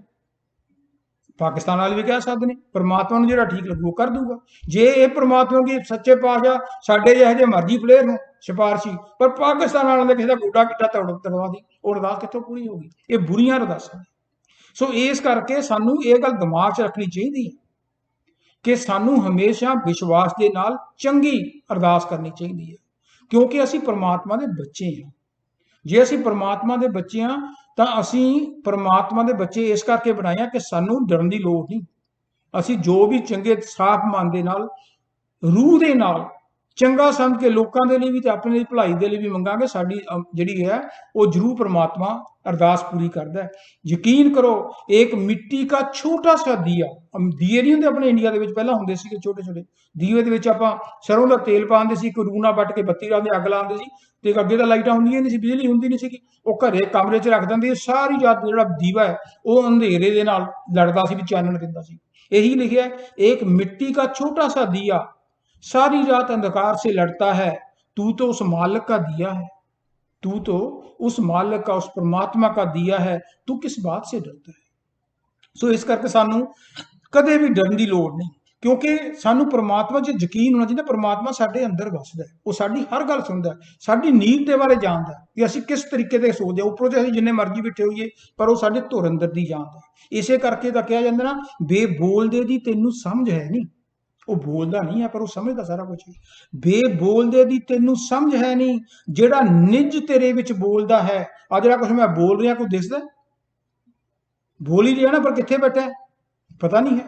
वो ताकत है जो बेबोलदे दी तैनू समझ है नहीं, जेड़ा निज तेरे विच बोलदा है। जरा बुझदा सही विच कौन तेरे, शायद वो ना होवे जिन्हू टोलदा है। ਉਹ ਬੁੱਲੇ ਸ਼ਾਹ ਰੱਬ ਦਾ ਤੇ, ਉਹ ਬੁੱਲੇ ਸ਼ਾਹ ਰੱਬ ਤੇ, ਉਹ ਬੁੱਲੇ ਸ਼ਾਹ ਰੱਬ ਤੇਰੇ ਤੋਂ ਵੱਖ ਨਹੀਂ, ਆਪੇ ਆਵਾਜ਼ ਮਾਰੇ ਆਪੇ ਬੋਲਦਾ ਹੈ। ਤੂੰ ਪਰਮਾਤਮਾ ਨੂੰ ਆਪਣੇ ਨਾਲ ਅੰਗ ਸੰਗ ਲਾ ਲਓ। ਪਰਮਾਤਮਾ ਸਾਡੀਆਂ ਜ਼ਰੂਰਤਾਂ ਜ਼ਰੂਰ ਪੂਰੀਆਂ ਕਰੂਗਾ ਜਿਹੜੀਆਂ ਸਾਡੀਆਂ ਚੰਗੀਆਂ ਹੁੰਦੀਆਂ ਨੇ। ਮਾਂ ਪਰਮਾਤਮਾ ਦਾ ਦੂਜਾ ਰੂਪ ਹੈ। ਮਾਂ ਬੱਚੇ ਨੂੰ, ਮਾਂ ਜਿੰਨਾ ਕੋਈ ਬੱਚੇ ਨੂੰ ਪਿਆਰ ਨਹੀਂ ਕਰ ਸਕਦਾ। ਦੇਖੋ, ਜੇ ਬੱਚੇ ਨੂੰ ਮਲੇਰੀਆ ਹੋ ਜੇ, ਬੱਚੇ ਦਾ ਠੰਡੀ ਚੀਜ਼ ਖਾਣ ਨੂੰ ਜੀ ਕਰਦਾ, ਉਹ ਕਹਿੰਦਾ ਮੰਮੀ ਮੈਨੂੰ ਆਈਸਕ੍ਰੀਮ ਚਾਹੀਦੀ ਹੈ, ਮੈਨੂੰ ਟੌਫੀ ਚਾਹੀਦੀ ਹੈ। ਮਾਂ ਕਦੇ ਉਹਨੂੰ ਆਈਸਕ੍ਰੀਮ ਜਾਂ ਟੌਫੀ ਨਹੀਂ ਦਿੰਦੀ, ਉਹਦੇ ਚੱਕ ਕੇ ਮੂੰਹ 'ਚ ਨੱਕ ਦੱਬ ਕੇ ਕੁਨੀਨ ਦੀ ਕੌੜੀ ਗੋਲੀ ਪਾਉਂਦਾ, ਮੂੰਹ ਕੌੜਾ ਹੋ ਜਾਂਦਾ। ਜੇ ਬੱਚਾ ਸੋਚੇ ਵੀ ਉਹ ਮੇਰੀ ਮਾਂ ਨੇ ਤਾਂ ਨੁਕਸਾਨ ਕਰਤਾ, ਨਹੀਂ, ਉਹਨੂੰ ਸਮਝ ਨਹੀਂ ਹੈ, ਕਿਉਂਕਿ ਬੱਚੇ ਨਾਲ ਮਾਂ ਦਾ ਪਿਆਰ ਹੈ। ਮਾਂ ਨੂੰ ਪਤਾ ਵੀ ਇਹ ਗੋਲੀ ਖਾ ਕੇ ਇਹਦਾ ਬੁਖਾਰ ਠੀਕ ਹੋਊਗਾ, ਜੇ ਆਈਸਕ੍ਰੀਮ ਦਿੱਤੀ ਬੁਖਾਰ ਤੇਜ਼ ਹੋ ਜਾਊਗਾ। ਇਸ ਕਰਕੇ ਮਾਂ ਨੂੰ ਗਿਆਨ ਵੀ ਹੈ ਤੇ ਉਹਦੇ ਨਾਲ ਪਿਆਰ ਵੀ ਹੈ। ਇਸੇ ਤਰ੍ਹਾਂ ਜਿਹੜਾ ਪਰਮਾਤਮਾ, ਉਹਨੂੰ ਗਿਆਨ ਆ, ਉਹਨੂੰ ਪੂਰਾ ਹੈ, he is a perfect master. ਉਹਨੂੰ ਪਤਾ ਹੈ ਵੀ ਕਿਹੜੀ ਚੀਜ਼ ਦੀ ਇਹਨੂੰ ਲੋੜ ਹੈ, ਸੋ ਉਹੀ ਸਾਨੂੰ ਦਿੰਦਾ। ਜੇ ਅਸੀਂ ਜ਼ਬਰਦਸਤੀ ਕਰ ਕਰਕੇ ਲਵਾਂਗੇ ਤਾਂ ਸਾਡਾ ਆਪਣਾ ਨੁਕਸਾਨ ਹੈ। ਜਦੋਂ ਅਸੀਂ ਕਹਿੰਦੇ ਮੁੰਡੇ ਦਾ ਵਿਆਹ ਕਰਦੇ, ਫਿਰ ਮੁੰਡੇ ਉਂਗਲਾਂ ਤੇ ਨਚਾਉਂਦੇ ਨੇ, ਫਿਰ ਅਸੀਂ ਰੋਂਦੇ।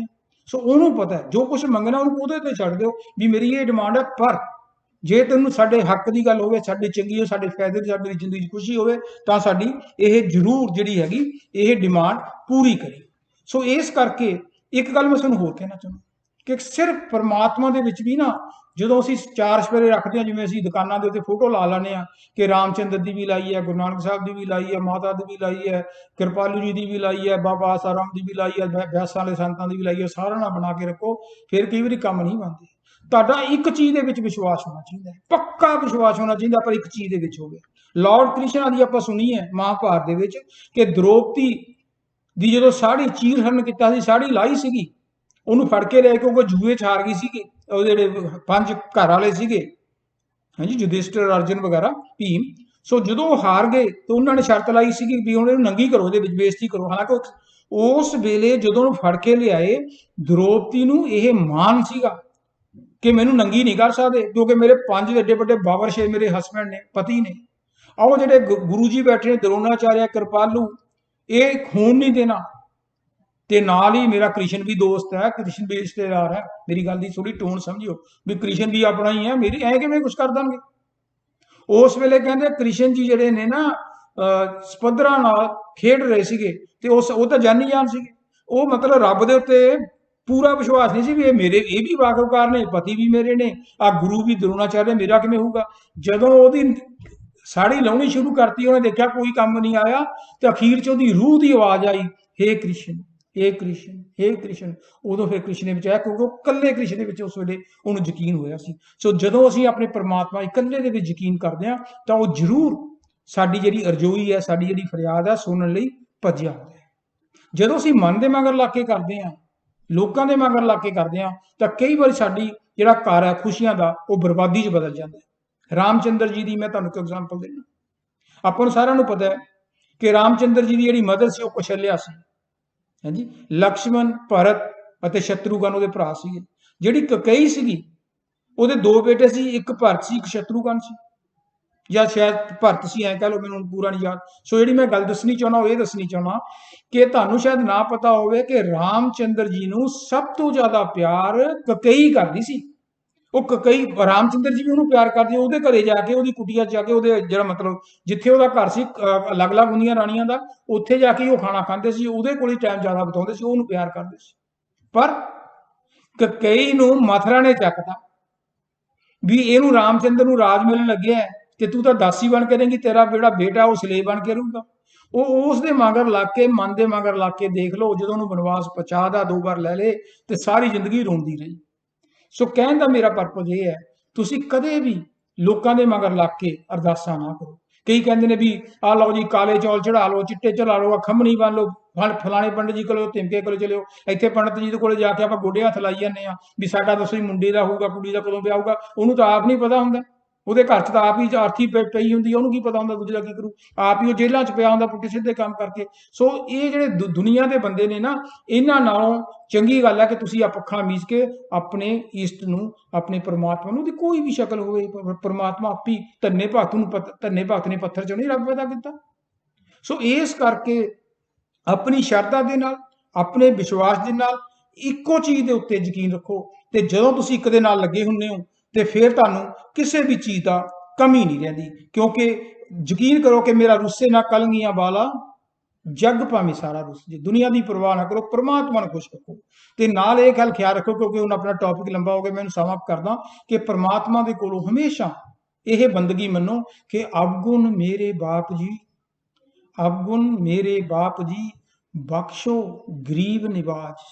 ਕਿ ਜਿਹੜੇ ਮੇਰੇ ਜਿੰਨੇ ਵੀ ਔਗਣ ਨੇ, ਕਾਮ ਹੈ, ਕ੍ਰੋਧ ਹੈ, ਲੋਭ ਹੈ, ਹੰਕਾਰ ਹੈ, ਈਰਖ ਹੈ, ਜੈਲਸੀ ਹੈ, ਝੂਠ ਬੋਲਣ ਦੀ ਆਦਤ ਹੈ, ਕਾਮ ਜਿਹੜਾ ਵੀ ਹੈ, ਇਹ ਮੇਰੇ ਬਖਸ਼ ਸਕਦੇ। ਤੁਸੀਂ ਬਖਸ਼ ਸਕਦੇ ਹੋ, ਹੋਰ ਕੌਣ ਹੈ। ਬਖਸ਼ੋ ਗਰੀਬ ਨਿਵਾਜ, ਤੁਸੀਂ ਬਖਸ਼ ਸਕਦੇ ਹੋ। ਮੈਂ ਜੋ ਪੂਤ ਕਪੂਤ ਹੂੰ ਤੋ ਪਿਤਾ ਕੋ ਲਾਜ। ਮੈਂ ਪੁੱਤਾਂ ਚਾਹੇ ਕਪੂਤਾਂ, ਇਹ ਤੇਰੇ ਹੀ ਬਣਾਇਆ, ਤੈਨੂੰ ਹੀ ਪੈਦਾ ਕੀਤਾ, ਤੈਨੂੰ ਹੀ ਲਾਜ ਹੈ। ਅਵਗੁਣ ਕੀਏ ਤਾਂ ਬਹੁ ਕੀਏ, ਕਰਤ ਨਾ ਲਾਗੀ ਡਾਰ। ਇੰਨੇ ਦਿਨ ਪ੍ਰਤੀ ਦਿਨ ਖੂਨ ਖਰਾਬਾ, ਝੂਠ ਫਰੇਬ, ਨਫ਼ਰਤ, ਸ਼ਿਕਾਇਤਾਂ, ਲੁੱਟ ਖਸੁੱਟ ਕਰੀ ਜਾਂਦੇ ਆ।